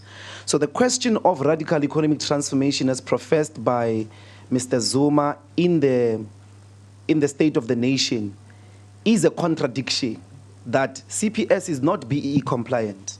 So why are you in negotiations with them if you believe in radical economic transformation? Isn't that a perpetuation of white domination, a perpetuation of white monopoly power, and relegation of black ownership to gardens and small deals? President Zuma said explicitly that radical economic transformation will be taken into consideration in relation to contracts and tenders that government enter into. So, and it's not happening in the past, it's happening after the State of the Nation. Now, the last question, and again, all of us want to know, when you went to the Constitutional Court and you said you will be ready to take over, what exactly did you have in mind? What is it that, can you share with us, what is this thing that you had in mind, even on the 30th of October when you were here, November, you spoke of a contingency plan that you are unable to divulge yet.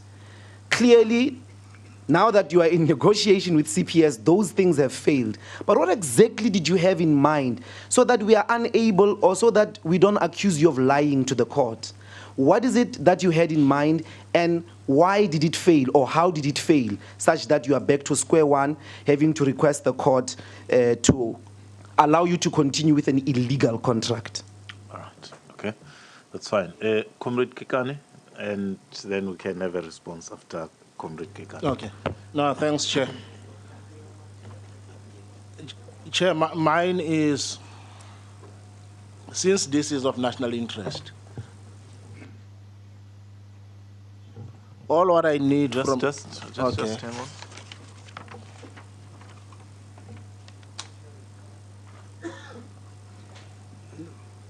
Switch off there.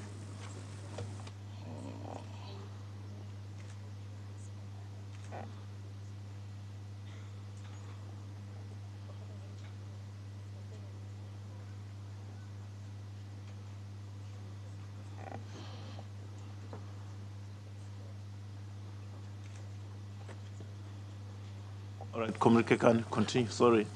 No, thanks, Chair.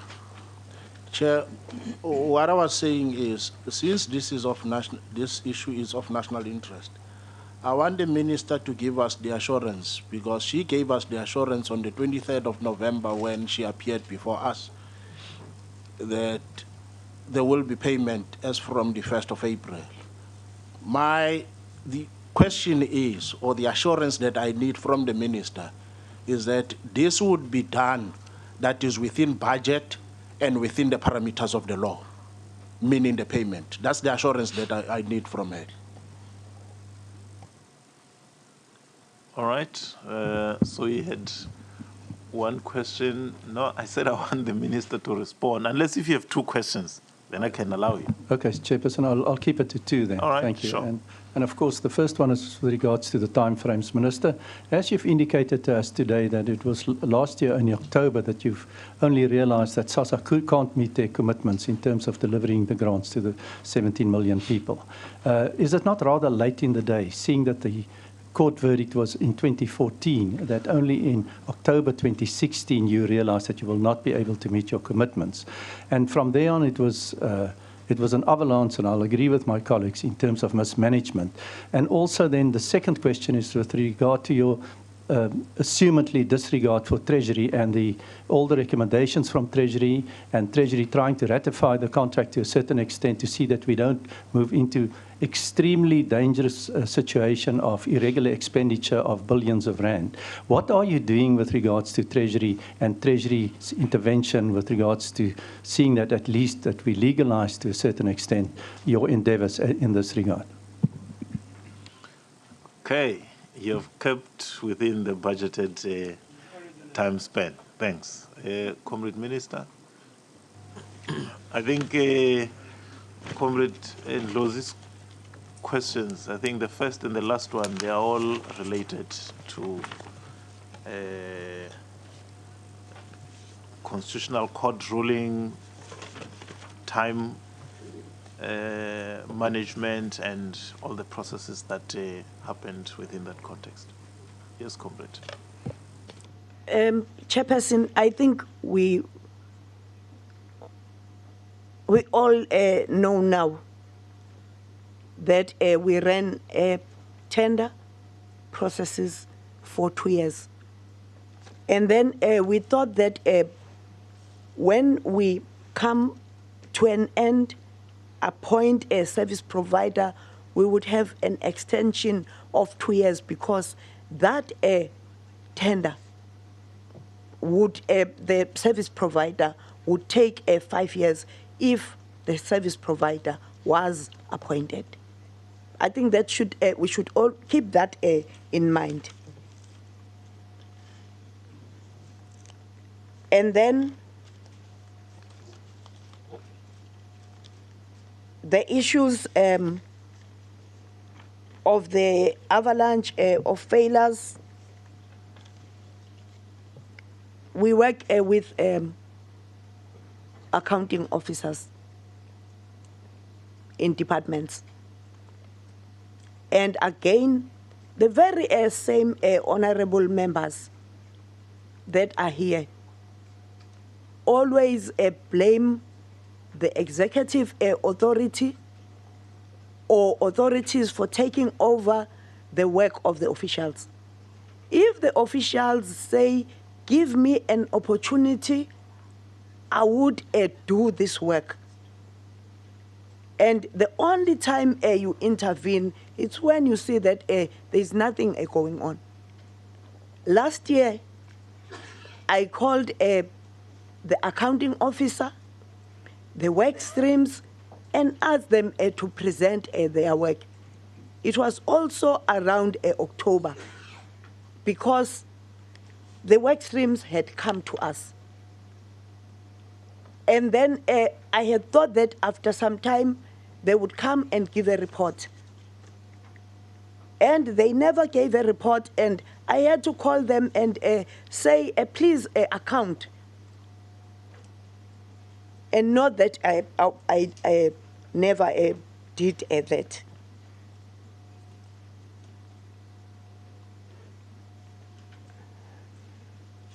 So if anyone wants to define that as incompetence and avalanche of failures, you can't stop people from passing those insinuations. You can't. I'm trying to move quicker, Chairperson. And also the way we now want to talk about the past and mix it with what the president said. Again, there I think we are mixing issues, and whether it's deliberate or not deliberate, it's up to you also to decide.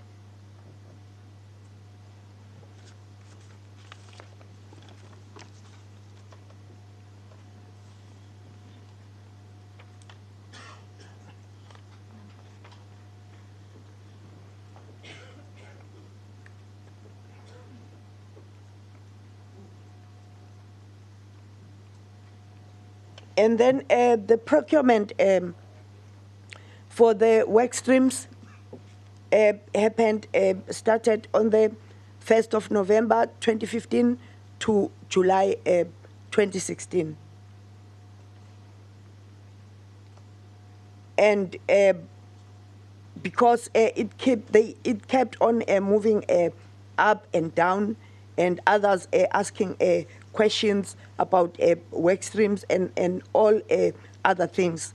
And when they started doing their work, they took only, I think, a month, and then came to us to say, look, we are sitting on a time bomb. The processes themselves, the issue you have raised that they kept going up and down, was a challenge.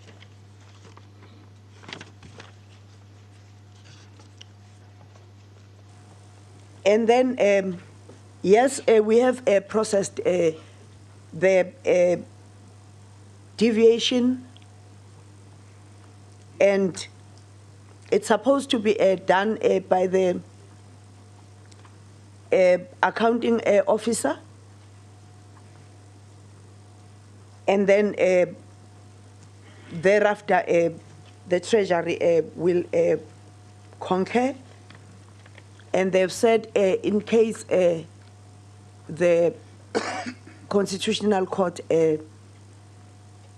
agrees with the extension, but we've not extended. We are negotiating for the new terms. And maybe what I should agree to is that I think also because of pressure, we did not look into the economic transformation issues.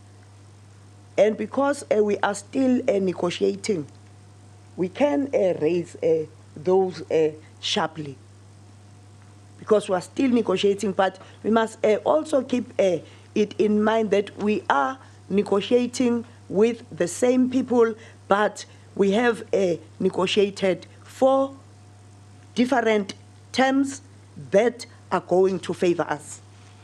Yeah, I think, Comrade Minister, maybe what Comrade Kekano was raising and Ross, it's currently, what is the role of National Treasury in the current process of negotiations? Are they involved? Are you agreed on the processes that are underway, save for the Constitutional Court? I think so. All right. I think so. Because they were part of coming up with the 6 options. 2, we've said it openly. They never attended the negotiation process. And Why? 3, I can't speak for them, unfortunately. Unfortunately, I won't do that. No, I think my question is more along the lines of maybe they gave reasons, no, we are not attending because of ABCD, or they just stayed away. And because it goes back to that question, because any deviation, National Treasury must approve.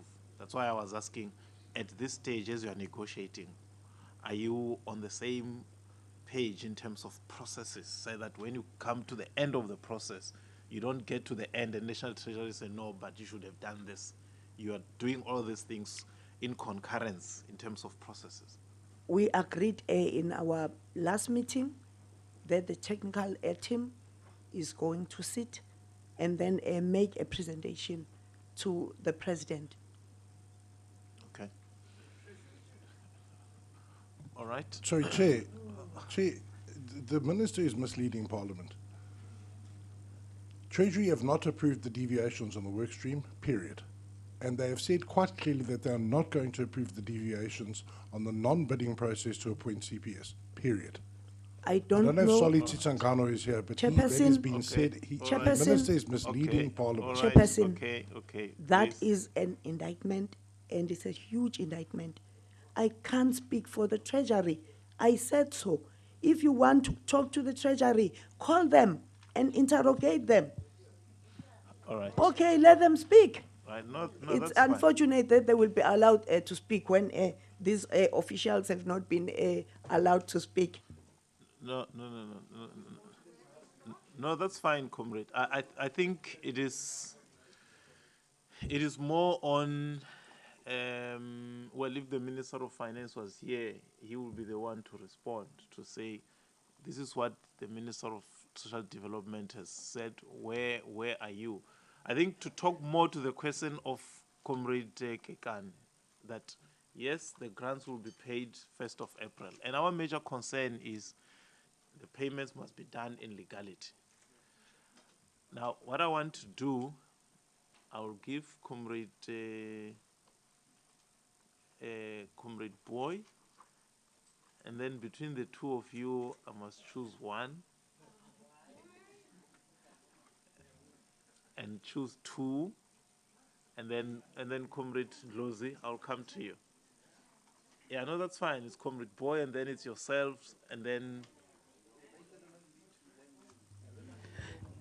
No. I'm coming to you after him. Chair Lozi is not the chairperson of the committee.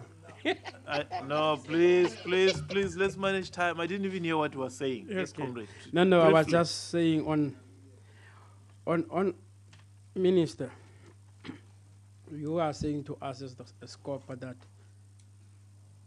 given the time period that you have had with the Constitutional Court and the time period that you have taken to prepare for the exit of CPS, you have not had that time. And part of the people that we are blaming are the officials. Are the officials that have not done their work in the manner. Now, you see, one thing that we are good about in SCOPA is to get into the detail. Maybe you should forward to us the names of people who have been involved in this particular process so that you could be able to start engaging into the depth of the problem. The depth of the problem is that how much does that cost us? And how much does it cost the taxpayers to have got such a big problem? And then at the end of the day, if you could see at the size of the people that are participating, that have come to observe the process here, every part of the country is quite concerned about the problem. Can't we be provided by those people so that when Treasury or when the AG comes back and tells us it has cost us so much during this period, somebody can start paying back that particular money. It don't get paid back by the taxpayer himself again. But people who have put us into this particular situation are the ones that take full responsibility. And the second part of my question now, Minister, is that, which is what Honorable Hlengwa has raised. You see, I concede that you are in the negotiations, but the part that you are interested in that is going to remain our interest is that with CPS, who are the players there? And those players, how much are they contributing to the domestic economy in the way you've been outlining it? And the question that will continuously haunt us is the role of the BEE. Is there a BEE in this whole arrangement? You say it will be an advantage when there's negotiations, but this process has been long on with CPS. Who are we talking about at this particular moment? Because there's no tendering process that is being gone back to. It means that the old players will be there. Can we be told who are those old players? And can we re-engage them? Because on the side of the fiscus, we are putting money in, on the basis that our policies are supposed to be respected. And if our policies are not being respected, there's something wrong. And I'm going to take it a little bit forward, but saying that the president in the State of the Nation address has spoken about radical transformation, and we want to test, even on this particular one, on the negotiation with CPS. Is that relevant or not? If it's not, maybe SCOPA would apply its mind, because these are all where the fiscus is going. Those are my two questions, Chairperson. Thank you very much. Comrade Chilwane.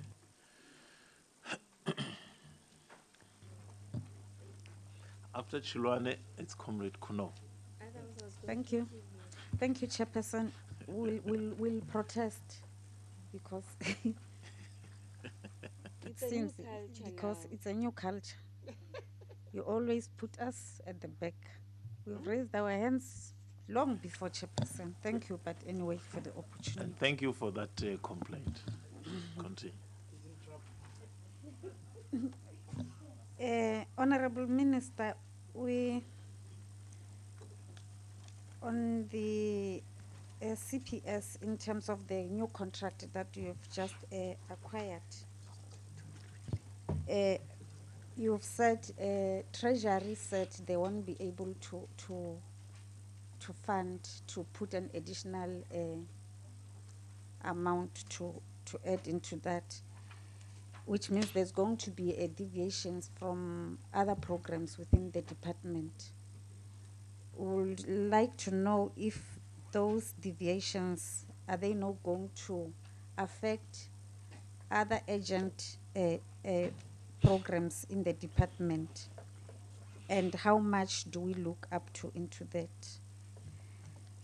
The second question is the condonation of the last year of the CPS, the money relating to CPS of the irregular expenditure of the 3.4 million. What is the progress now in relation with the Treasury in terms of that condonation? And then the last question, it's in terms of this new contract that has been entered to, in terms of the level agreement, Honorable Minister, is to check if there's any preparation for in-house taking with the incriminating process that will take, as the SASSA will take it gradually in terms of for SASSA to be able to pay the grants on their own. And on that one as well, that do you have any data, information data of the 11 million beneficiaries as SASSA, except the data that is with CPS? Thank you. All right. Thanks very much. Comrade Kuno. Thank you, Chairperson. I don't want to talk about what Honorable Chilwane said earlier on. Please don't come with new things here. We're not used to what we are doing just now. But that was on a lighter note, Chairperson. I want to do something differently. I want to ask a question to Treasury and let them answer me, and then I want to carry on with my questions. What I want to ask the Treasury, and I see that Mr. Mukhajan is here, who's part of actually the boss Yasoi. What I want to ask, how long does a tender process take place according to Treasury regulations? Yeah, can we get a snap response? Yes, thank you, Chair. It is very difficult to say, but it can take any period. It depends. I mean, there are some processes where if an application is made or if a determination is made, it can even be 10 days or it can be longer. But it all depends on the nature. In other words, you do not have a period of time. I mean, if you say longer, it can go up to 5 years. Okay, I think I need a specific, I need a specific answer. Chief, answer honest. Please, please, please, please, please. Chair, can I ask our procurement specialist to answer that one? Okay. Please, can we? Thank you, Chair. I think it's clear that if advertised, must be at least minimum of 21 days advertised. And then it depends on the validity of the bid. Normally it's valid from 60 to 90 days. However, you can request extension. It can go to 120, depending on the tender. If the tender is complex, it can be 120 days, which is 4 months. 2 years is not normal. All right. Okay, thank you, Chairperson. Continue. Thank you. I wanted to be clear on that because as I was preparing for this meeting yesterday, Chairperson, that's the question I had, but I didn't have anyone to ask that. You know, I don't want to ask like I did. Chairperson, I want to reiterate on what the colleagues have said. And being disappointed to see that the DG is not here. And I think last week when we was here, he was starting to answer to some of the questions that we were asking. Because as the accounting officer, the DG, he's the one who's liable to make sure that he's compliant with a Public Finance Management Act and Treasury regulations. And what was also, it's a really grave concern. And again, the CEO was not here, and we had somebody who was acting, and when we heard that the CEO was 7 days on a sick leave, we're trying to find a solution to a problem, because I don't think it's a problem for SASSA only, it's a South African problem. And I think that's why the interest of so many members of parliament being here today. But the main thing, Chairperson, what I want to ask and emphasize on what Comrade Nyami has said earlier on, PFMA and Treasury regulations are clear. Any tender that is more than 500,000 has to go on a tender process. CPS, from the beginning, Lengwa and Loza. and abayazi ukuthi ndinqola ugqitha bona. Yeah, please, you are protected, Comrade Minister. Please, comrades, please. And mina ndinqola ugqitha bona, so I'll do that. Yes, if it's more than 500,000, Chairperson, it has to go on a tender process. Please, comrades. Of which the minister. Just hang on a minute, please, comrades. Let's keep this together. Let's keep this together. Yeah. The minister was ill-advised, and my problem and a concern is that, you know, the advisory body or the work streams that he was talking about, according to what we see here, I'm not sure, and I don't want to speculate. According to what we see today, it means people are not, I mean, the same people who were on the advisory body are not here today to take care of these questions, because we, as SCOPA, we want to see reports. The reports that Nyami has asked for, we want to, we want exactly what the court has said, and we want to know that we need to have a report from the court until now. The minister in the last meeting, when he appeared here, he talked about the turnaround strategy. When we talk about the turnaround strategy, we are concerned about the taxpayers' money. We need to know what is that turnaround strategy and the target dates that they have made according to that turnaround strategy. How far are they to make sure that whatever is written there, they are going to meet their targets? That's the first thing. And Chairperson, we cannot run away from transformation. We talk about it day in, day out. And that's why last week we asked the DG, who's not here today, who owns CPS? The reason why I asked who owns CPS, I wanted to check, why is this person every time getting favors? You know, I don't want to say favors, but the skills that the CPS has, that nobody else has, it's also a concern. And for the 5 years that they've been with SASSA, did they transfer any skills? Because I mean, we cannot go on tender and outsourcing every time. We need to transfer skills at some stage. We need to see our departments doing jobs for themselves without having to, employ outside resources. We have a lot of South Africans who are not working, and we want them, and I know, and I think that there are people who have got what it takes to do what CPS, or what was it, the one before CPS, All Pay and all those people do. And the other thing that we asked the DG last week, Chairperson, well, that is the last thing. We spoke about post office, and because he said they were employing some, to check other sources on how can they solve this problem. Now, I want to say in front of the minister today that we want to see those steps. We want to see those reports. If CPS or whoever is being charged 16 rand, did you say 16 rand 80 per beneficiary? 16 rands per beneficiary.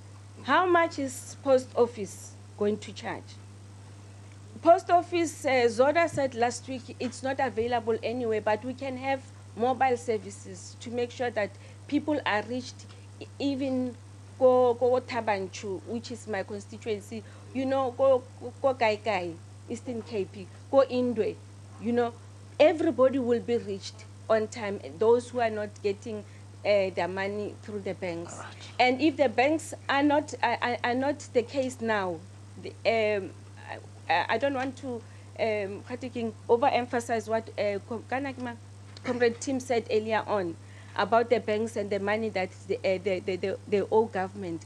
But if they are not, if they are not something that we can work with now, and CPS, if we put it aside, who can help the situation? Oh. Let's work together to see that that is changed.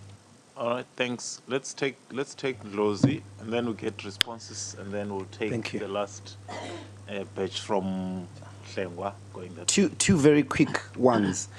There is information, Minister, that is circulating, and I think it's scaring a lot of South Africans about a CPS affidavit in relation to cards update. On the record, they've said that they don't think over 50% of the cards will be updated by the 1st of April. Did that come up in the negotiations? And if so, what are they going to do? The last one is, it seems to me that the central problem that you described to have brought us here is the officials. And in this case, I assume the officials of SASSA. According to the Act, you appoint the CEO, you hold them accountable. You are the one that is supposed to make sure that they deliver on the mandate. You didn't do that on time. You're blaming them today. You did it, which means you are the one that could not assess on time, make sure that you intervene on time, and that by this point, we have a working contract or an alternative that South Africans can use for the 1st of April. These are your failures, Minister. So, and if so, why should you still be the minister if you can't handle SASSA? Why are you still here in the good conscience of the oath of office that you took? Why are you still a minister? All right. Thank you. Okay. Comrade Minister, can we respond to the issues raised by the comrades, and then we'll take the final round? Okay. Now that the Treasury has been given space to talk, I'm also going to ask the officials to respond to some of the issues, because officials can talk. And secondly, I'm not blaming the officials. I've taken responsibility, and I did mention here that we had to change the submission to court because it was not realistic. We have accepted a responsibility, but also what we are not going to accept, it's when people keep talking about that we won't be able to pay on the 1st of April. because that causes a pain and a tension and uncertainty in the minds of our people. And then the other thing, Chairperson, hearsay, I'm not going to respond to because it's hearsay and it shall remain a hearsay. Ministers are appointed by the President. Secondly, when you join an organization, you don't join it to be a minister. You get appointed. And then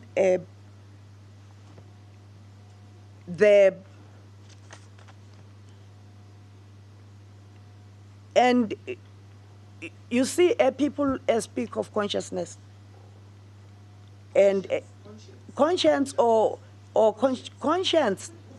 Yes, uvalo kumele lube kuthina sonke. Kumele See, uvalo. I can't stop a person to shout. It's not possible. But sibe nako sonke. Singabi nako kwesinye isikhathi sibe nako. So kuyahambisana and all people must have that. All right. All right.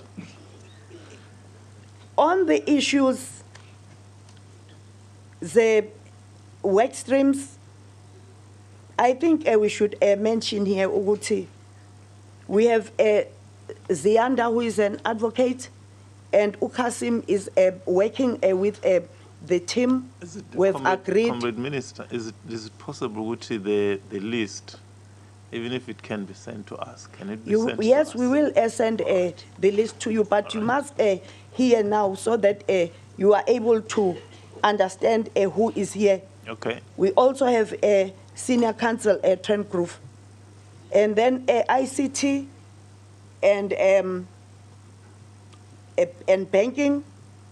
We have Patrick Munyegi. We have Warwick Metcalf. We have Mani van Veek. We have Mr. Singh.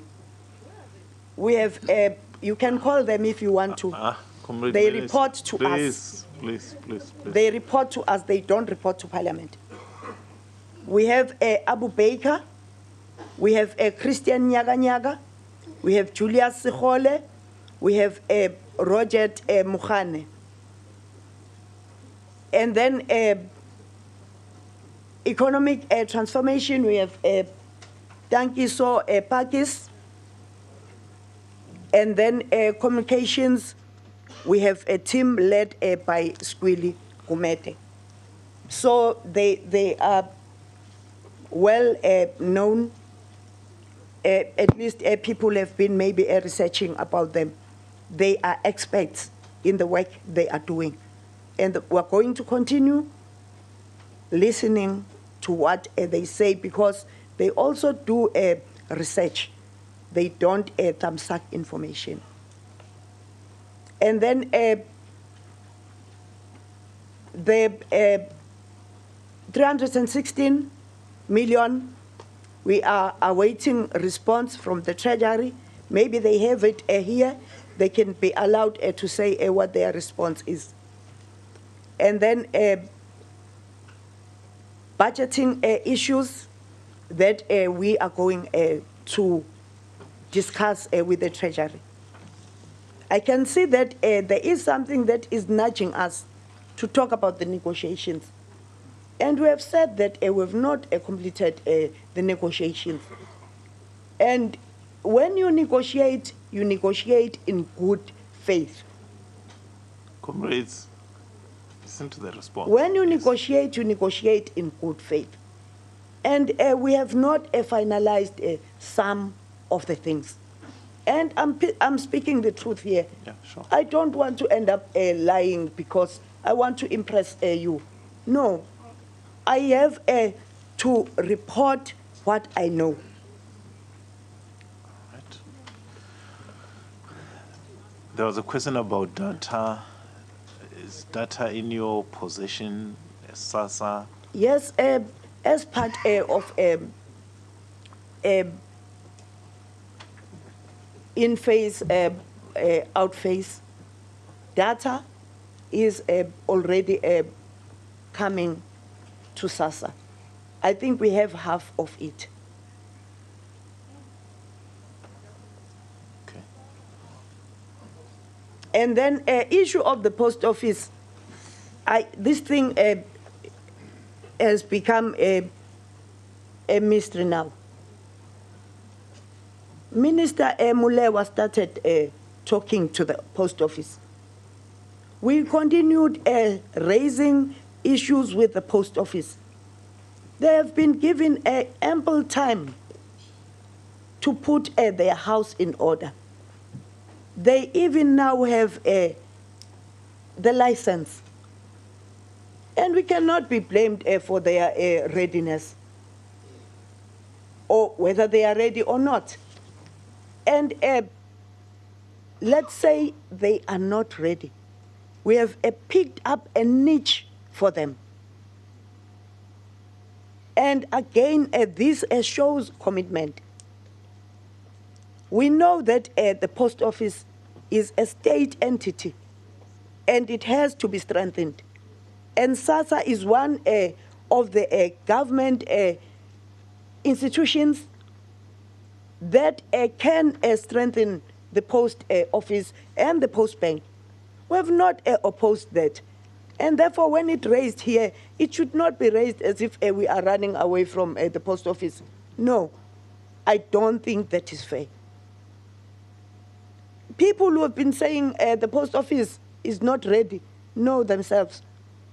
And therefore, we should not be blamed for the post office. And maybe the committee can call them and call us, find out about their readiness. Okay. We've not signed any agreement with CPS.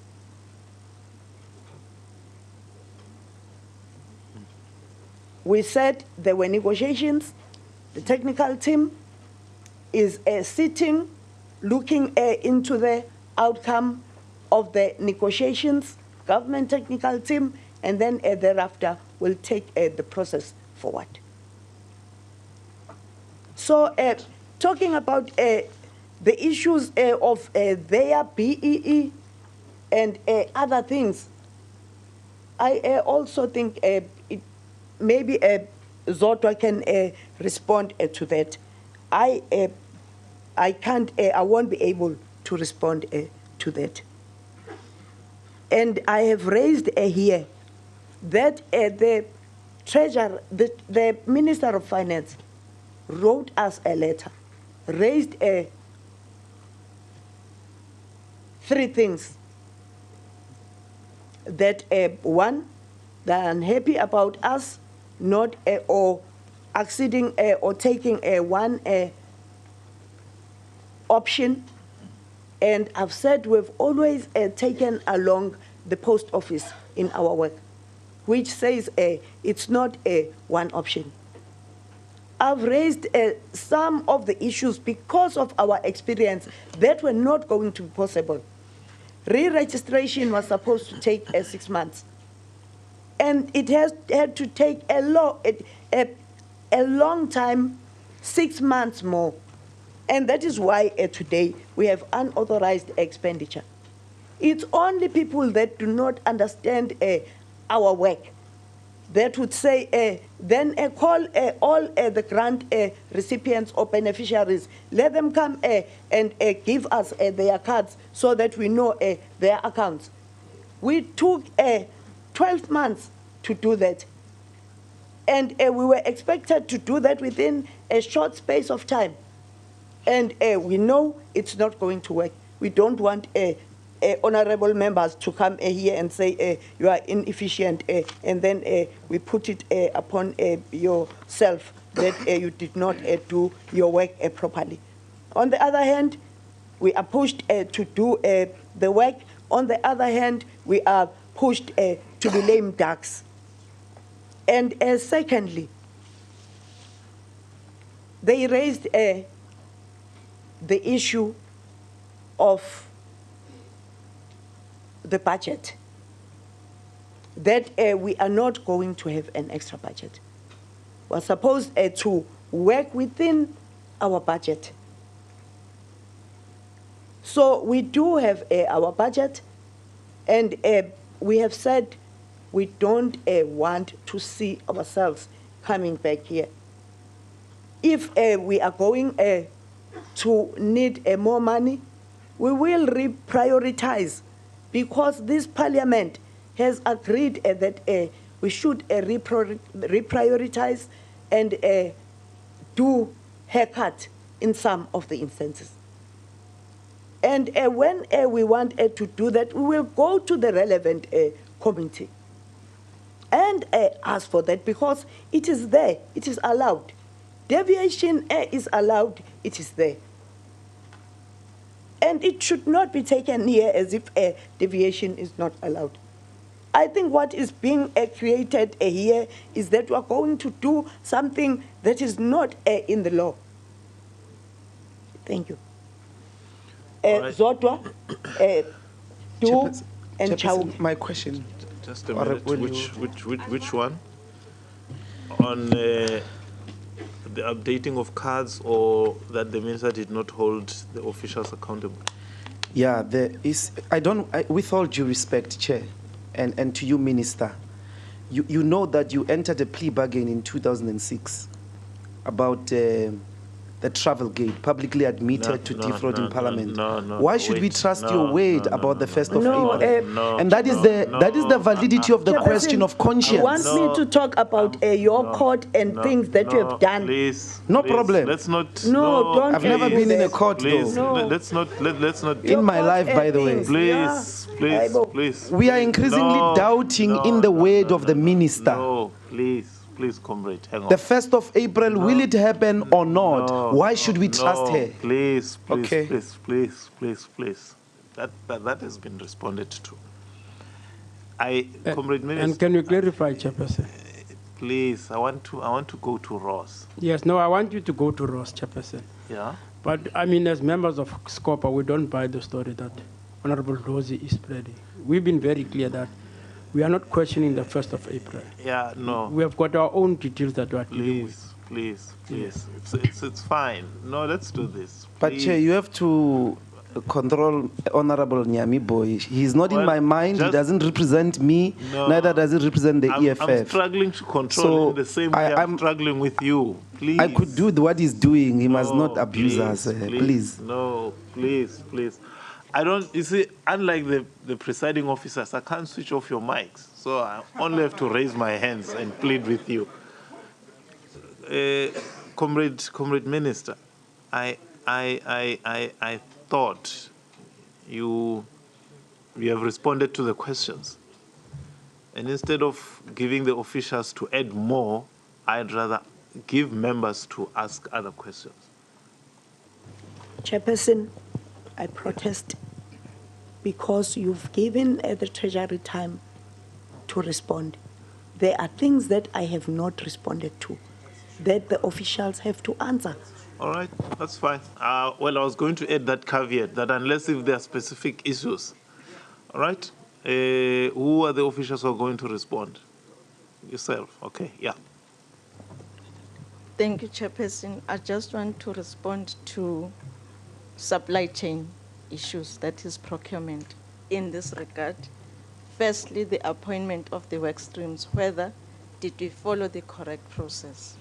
I'm not in supply chain management, but I can talk comfortably on procurement issues. I thought Zoda spoke to that last week, so that you don't contradict her and create a problem for us.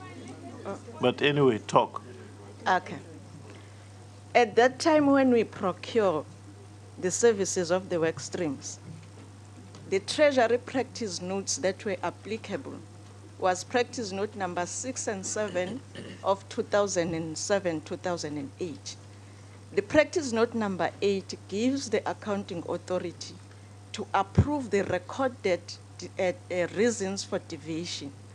And number 6, it says after we have approved, or after the accounting officer has approved the deviation, we must report within 10 days either to National Treasury, to both National Treasury and Auditor General. It is upon that reporting to National Treasury that National Treasury requested more information. To that effect, they have not come back because I think they needed that information to review the process and come back to us. To date, that has not happened. Right. That's one, Chairperson. Okay. I now want to talk to 2 years. Why did it take 2 years for us to procure? Okay. May I pronounce with pleasure that the very same expert from National Treasury was involved in the tender process that took 2 years. No, I'm just... No, not that word. No, can a chairperson... No, you should have said that the official from Treasury, I think the use of the same expert from National Treasury, sorry. I think it was... Yeah, continue. Okay, why it took 2 years? When the Constitutional Court pronounced the judgment in 2014, it gave us 30 days to start the process to re-advertise, of which we did. We re-advertised the tender, Chairperson, which was challenged, legally challenged, before it closed. Therefore, it went back to the Constitutional Court. The Constitutional Court directed that we withdraw the tender and rework the specification. We will rework the specification and took it back to the market. And the Constitutional Court directed that we conclude the process by the 15th of October 2015. And we met that deadline. We could not foresee, Chairperson, that we were going to receive non-responsive bids. Otherwise, if we could have awarded that tender, we wouldn't be sitting here because it will still be running for 5 years. When we could not get responsive bids, we were expected to go to the court to tell the court when will we be ready to take over. We went back to the court. We filed the report in November. Based on that report, the court discharged its supervisory role over us. Chairperson, what we acknowledge as SASSA is the mistake to underestimate the magnitude of work that is involved for SASSA to take over. We had this 1 year, 2016, to account, and we have accounted in the previous meeting, Chairperson. Thank you. All right. Thanks. Chair, can I just answer on the issue of the card? All right. The debit card that it's out there in the market, it's endorsed by MasterCard. It expires December 2017. But then, because it's currently being utilized for paying, linked to the current service provider, there were encryptions that were made by the current service provider. But such encryptions can be done remotely. We need not get the cards into any of the system to unlock it. But the long and short of the answer is the card expires only in December 2017. All right. All right. I'm coming to Chauk. All right. It will be Ross, Tim, and then Hlengwa. Full stop. Chairperson. Thank you very much. Chairperson, I'm at this point in time extremely... No, just hang on. Chauke has something to add, and after him, then it will be you. Chair, my comment will relate actually to the current process that we're engaging on with CPS. We are in a procurement process that we are in. And that procurement process needs to be finalized before we can actually talk about it, because there are structures that need to approve such a process. So the fact that we have entered or we started negotiation with CPS doesn't mean that we have concluded anything. There are still balances and checks through the structures of procurement that need to go. Included of that is with the bid adjudication committee, that such proposal will still have to really be considered at that particular point. And I find it to be very unfair if we can be able to really discuss such without actually And you see taking them yourself, through. you see yourself going through all those processes within the time that. Yes, we have said actually, if it wasn't because we needed to be here, part of the meeting was supposed to be actually happening now as we speak. Okay. But because of that, and I'm saying that it will be fair to be afforded that opportunity as SASA to conclude and deal with the appropriate people and authorities that consider such proposals. All right. Without making us pronouncements on issues that still need to be presented to the relevant authorities. And I feel that it will be really a fair request to request actually the House just to afford us that opportunity. And that's what I want to say. All right. Okay. And over and above is that once we have concluded that contract, we also have to really negotiate an SLA. And some of the issues that are being raised there, some of the issues that we have to deal with the respective service provider. And only then, when we have signed a contract, can we really share the contract and the content of the SLA. Okay. And which I believe that at least it will inform both the House and also the public. Okay. And I feel that that will be the fair process that we need to follow, Chairperson. All right. Okay. No, thanks. Ross? Chairperson, for me is to make the comment that time is of the essence. The 1st of April, everybody in South Africa is waiting for the grant payments to be effectively implemented. All right. So we are now at this point in time, and I would like to ask the Minister whether she agrees with me, that we are entering a period of uncertainty. Minister, you've just indicated that you have not signed the contract with CPS. We've heard that the magnitude of work is what was underestimated. We've heard that the procurement process currently needs to be given time, although time is limited and time is of the essence. And South Africa currently, which I thought was just facing a crisis of inaccountability or unaccountability, is now facing a crisis of uncertainty. Regarding this, and this is the situation that we are in today, I would like to make the plea to the Minister and would like to know whether the Minister agrees with me, that she urgently intervene, and an intervention is needed specifically with Treasury, with the Minister of Finance, and that we have some sort of a joint statement from you, Minister, and perhaps the Minister of Finance, to see that we adhere to the processes, to see that we take into consideration the legality of the process, and also to see that we avoid irregular expenditure. Now, Minister, I would also like finally, the last concluding remark. Yeah. Would you agree with us that this necessitates a full parliamentary inquiry into the SASA debacle? Okay. Tim? Thank you, Chair. Comrades, please. Yeah, thank you, Chair. Dumisili and Glover has given us a nice SCM explanation there. When the Minister tells the teams that these people will be in the work streams, that takes out a competitive bidding process because you have predetermined who's going to head up the work streams and which companies are going to get the work. Okay, so there's no ways the Treasury would ever approve that, and they still haven't. I think you need to join the dots. Now, the question I have for the Minister is, Treasury are clearly not happy with the process that you're doing now, because it's not a competitive bidding process for at least a 2.6 billion rand contract. It's not a competitive bidding process. So you need to ask Treasury's approval. My question is simple. The CFO has already blamed us for slowing down the process because we had the temerity to call you here to ask you questions. So we were at fault as well, apparently. Are you also going to blame Treasury when they say no when people don't get their money in April? Is that the plan? Are you going to blame Treasury when your self-created crisis really goes pear-shaped? Thank you. Right, Hlengwa. Chair, I'll be very brief. Last week, Tuesday, Ms. Mvulane in this very room told us that they were not going to court. That very afternoon, they were in court. I want an explanation as to why she misled us deliberately, because that question was broached at length, you know, and time was given to explain succinctly whether it was a yes or a no and justification. That very afternoon, Chair. Because if that's the case, I would plead that action is taken in terms of the Privileges Act, that she be charged for misleading Parliament.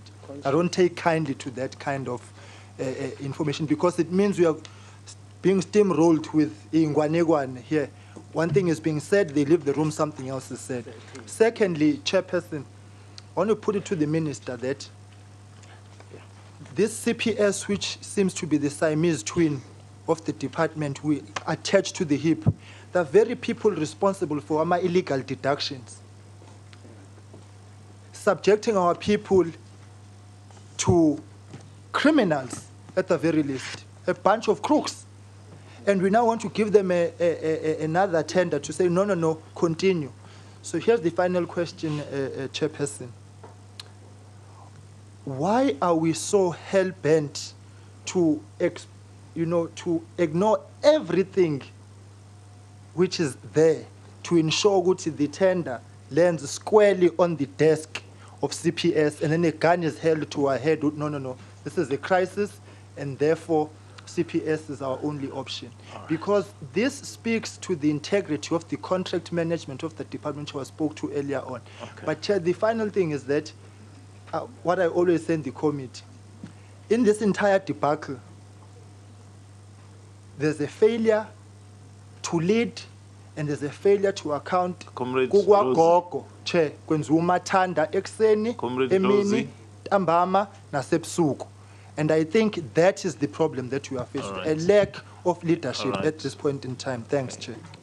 Comrade Ndlozi, before you arrived, we requested everyone to switch off their cellular phones. So, all right. No, I'm not asking for a response. I'm just saying. Yes, Comrade Kuno, and then Comrade Chilwane, and then I want us to close. Chairperson, maybe we need to re-emphasize to this meeting that we are standing here as the Public Accounts Committee to guard the purse and make sure that each and every cent that we have used, we account for that cent. And the strategic plans from different departments are signed by the accounting officer, the minister, and everybody who's supposed to sign those strategic plans. And we want to make sure that everybody adheres to those plans that they have signed. And I'm a practical person, Chairperson. When we talk about deviations, there is a 5.5 million of fruitless expenditure. Then we have the problem that we're talking about. Where are we going to get money to deal with all that? The VIP protection, for instance, for SASA, as they were dispensed, when they were VIP protection, when they were giving money to the, pension payouts, the 3.5 million, it was not necessary. So it's deviations after deviations. That's why we want to get the clear answer. Like I said earlier on, it's not the problem of SASA only now. It's the problem of South Africa. And that's why we want to hear the truth from you guys. You can come here and brag about how procurement works, even though you are not there. But we want to get answers. We want reports. For instance, if you said you underestimated the workload, we need to have a report that says, after you have underestimated, these are the warm bodies that we have employed within the department that is going to deal with this problem. Because if we do not solve this problem, we are going to end up with having a monopoly of a company over and over again. And what is it so difficult, Chairperson, and so complicated that CPS is doing that any other company cannot do? All right. Comrade Chilwane. Thank you, Chairperson. It's just a follow-up on the response by the minister in terms of the deviation.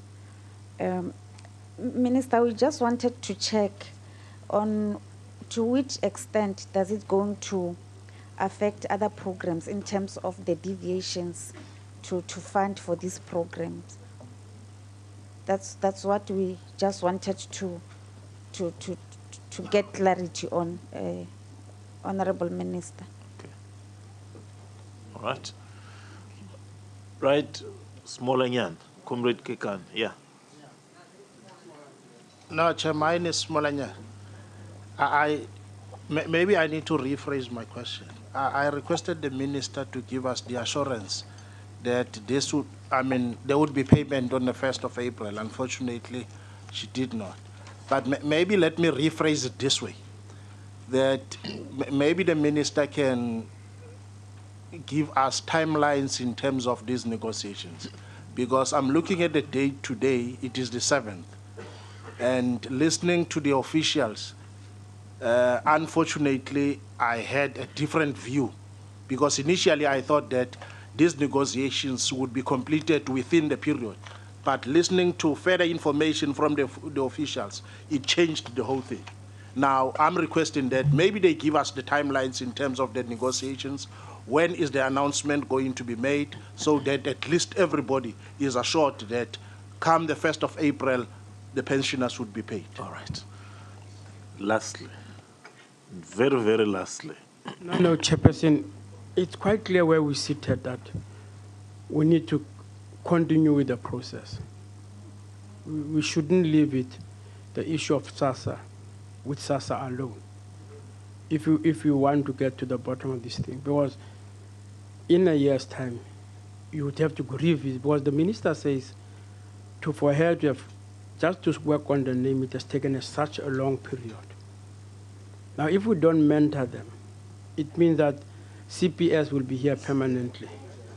You see, it will be here in our system permanently. So it's in our interest that we re-engage in our resolution on how we resolve in this particular matter, with a suggestion that says, can Parliament, I mean, I know that the parliamentary system allows us to be very close to this matter. There's no other way that SCOPA is going to leave the matter, because we've done it with all different departments, that we are dealing with the SABC, we dealt with the correctional service. Now we're going to focus on SASSA. And until we are satisfied that SASSA's turnaround is something that we agree with, I'm just saying that let's go ahead and make sure that SASSA remain our baby. Because quite clearly, we are not, the answer that I was looking for, and I'm going to still look for it, Honorable Minister, is the one on the BEE. And how do we look into that? Because the SONA, where the state president has delivered. The SONA, where the state president has delivered, has spoken about radical economic socio transformation. And if it can be done, because I hear what Chauga is saying. You see, Chauga, you're not signing the first agreement. You see, this is where we start getting angry, because we are making as if there's never been an agreement. I mean, this is not the first CPS agreement that we have in front of us. We have had it, and it has even gone to the Constitutional Court with a lot of problems. Now, we say that as we sit here, give us the levels of how that agreement is going, so that we are able to see that does it accommodate the South Africans? Because what we are reading and what we are hearing is that these guys are getting richer than us. And domestically, it's not helping us to create employment in our economy. And those are our concerns. All right. I accept the fact that it's in the private sector, but it's government, it's the revenue, it's the taxpayers' money that is going to assist them. Give us the assurance that our people are going to benefit besides the pensioners. I mean, what about the people that are doing business with this type of entities? Or who are they exactly? We don't even know who are they. But we will be babysitting you. Don't worry. You'll be coming back quite regularly to SCOPA, because we want to go to the bottom of this thing. Okay. Right. Thanks, comrades. Comrade Minister, I must thank you. I know that you had time constraints with the Cabinet Subcommittee. But thanks very much for having sat through. Except just to add on the issues to respond to. I mean, when you take over, where is SOCPEN in this whole mix? Because I see we've been receiving correspondence from people who claim that they were supposed to have the IT tender from the time of President Thabo Mbeki, way back 2006. And the minister is not allowing this matter to be settled in court so that they can do this and that and this and that. So it's a whole range of other things that come into the picture. So, but maybe can we just have a response to the issues that have thus far been raised? Then we can call it a day. Chairperson, let me start with your question. As you have said, this thing happened long ago. And when I was a deputy minister, I was given a responsibility to look into this issue. And the state law advisor was very clear. There wasn't enough evidence. Yes, they've been writing, and we've been asking for a letter from President Thabo Mbeki. I'm told it is there. You have it. I have never seen it. It will be for the first time I see it. Okay. Secondly, there's very same people that have come here have taken us to court. And then thirdly, those are not the only people who want the same tender. There are others that have approached us. They all claim that they were part of the tender. So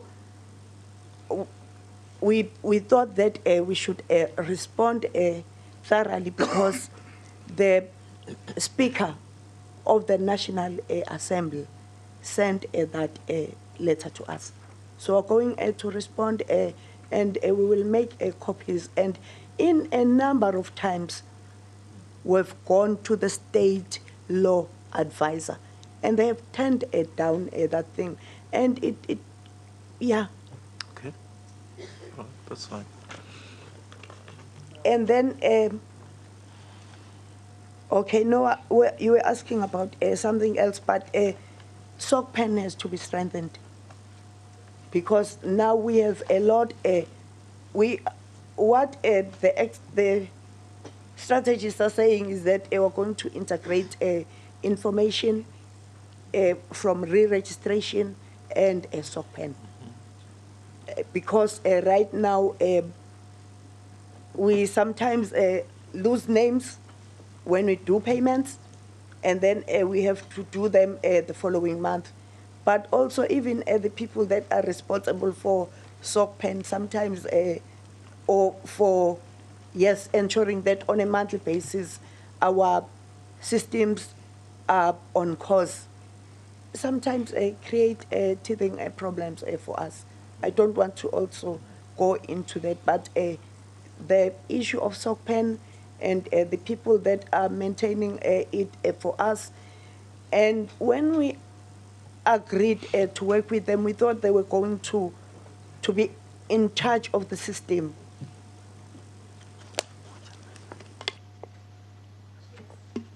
Finished.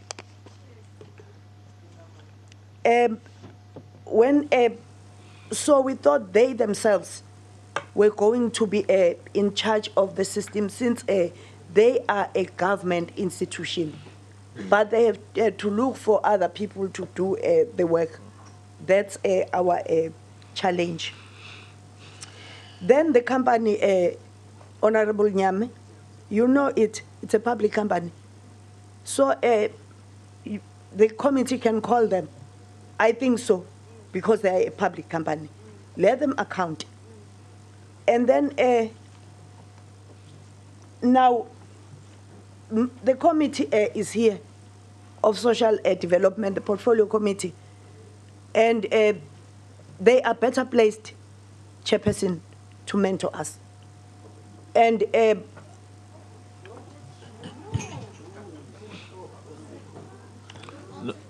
No. You see, the member of the committee of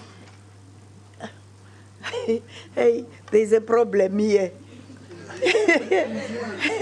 No, Comrade Minister, I think just a minute, Comrade. I think what Comrade Boy was referring to was in terms of in terms of us continuing to engage with you with I SASSA agree fully continuously. with that. Yes. That I agree fully with. All right. And then the issue of breaking, also I think sometimes we are human beings. Yeah. I think let's let it slip. Like all of us Yeah, here. sure. Let's let that one slip. It's okay.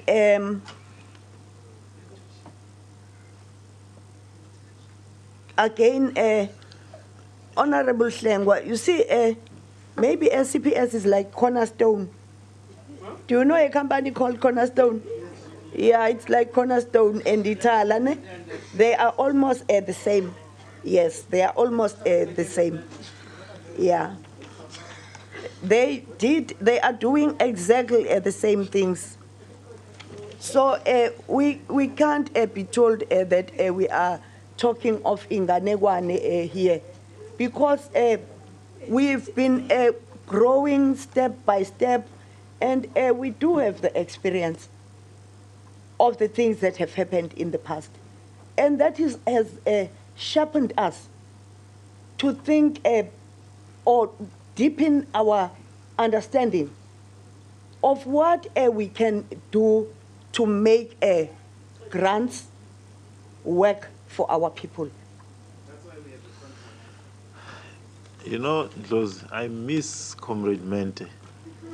I really do. Good for you, huh? Good for you. I miss her. Yes, continue, Comrade Mente. I think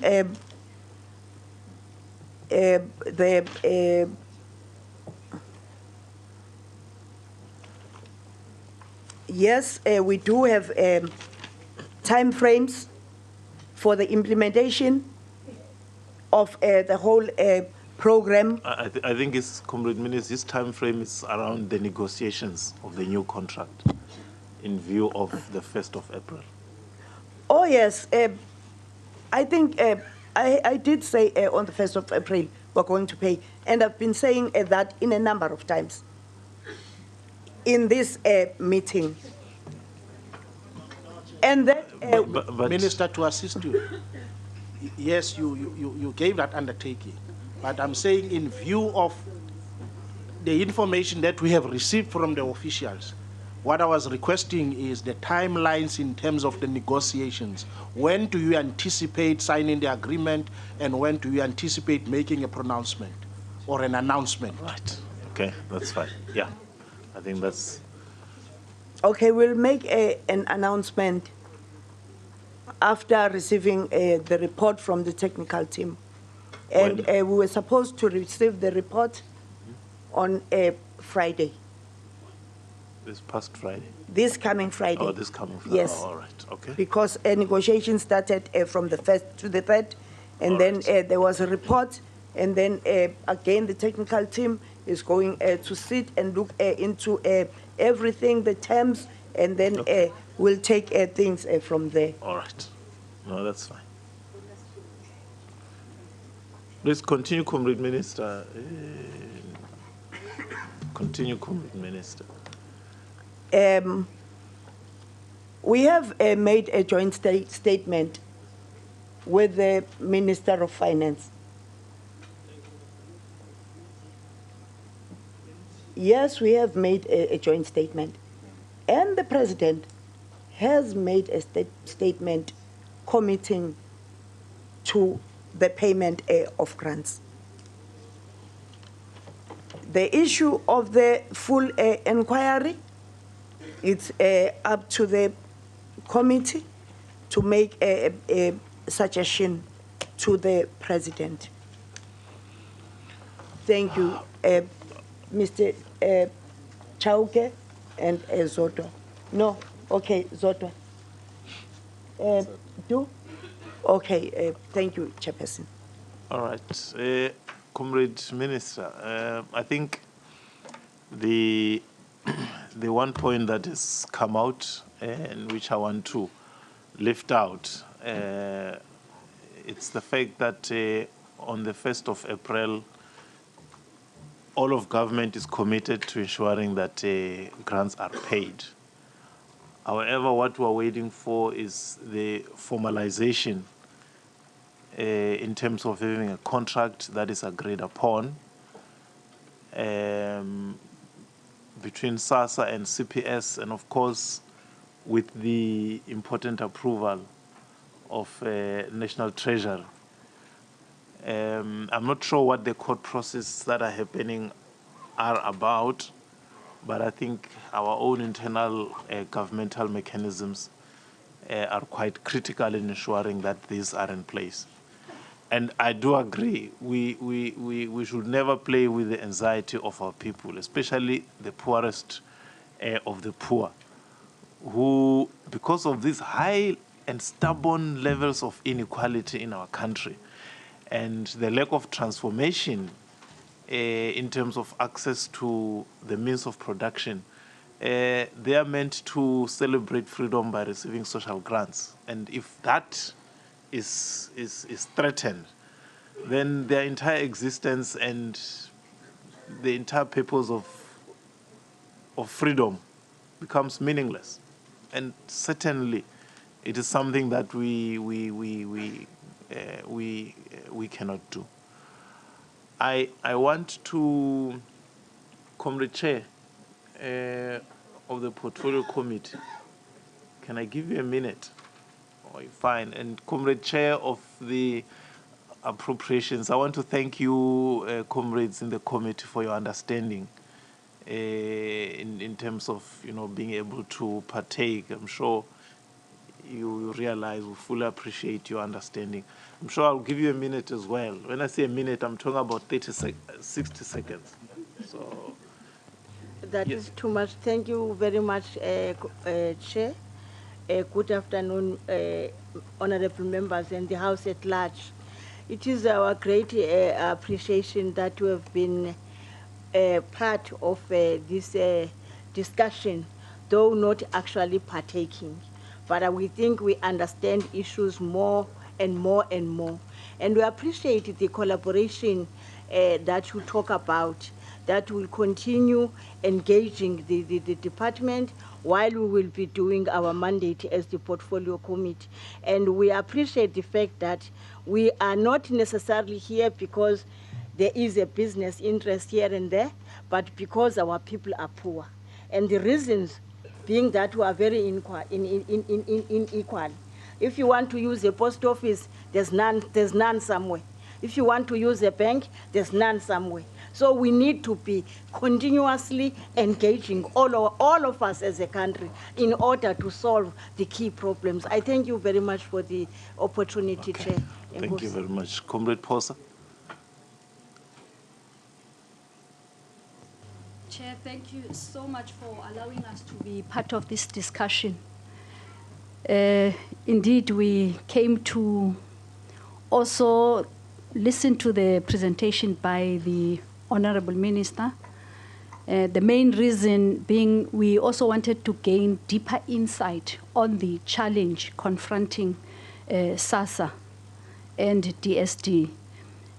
Where we are sitting, actually in terms of our priority list as the Standing Committee on Appropriation, we had, before even getting this, we had prioritized a meeting with the department so that we can engage them also in terms of our mandate, that of following money.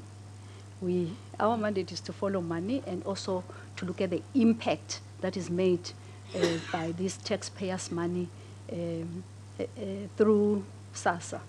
So we are happy that at least we have now gained that insight. We then decided not to interrupt your session because we are going to have our session. And I must thank the honorable members for understanding that now, at least we now have got this background. So the next will then be to have them also on our own. If you want to come and join us also, you can come and join us. Sure. We are encouraged to work together so that we can do more. So thank you so much, and thank you, Honorable Minister, for having been able to also respond to the questions adequately. Thank you. All right, as they say, where I come from, Isaiah Meaning it's over. You all stand up.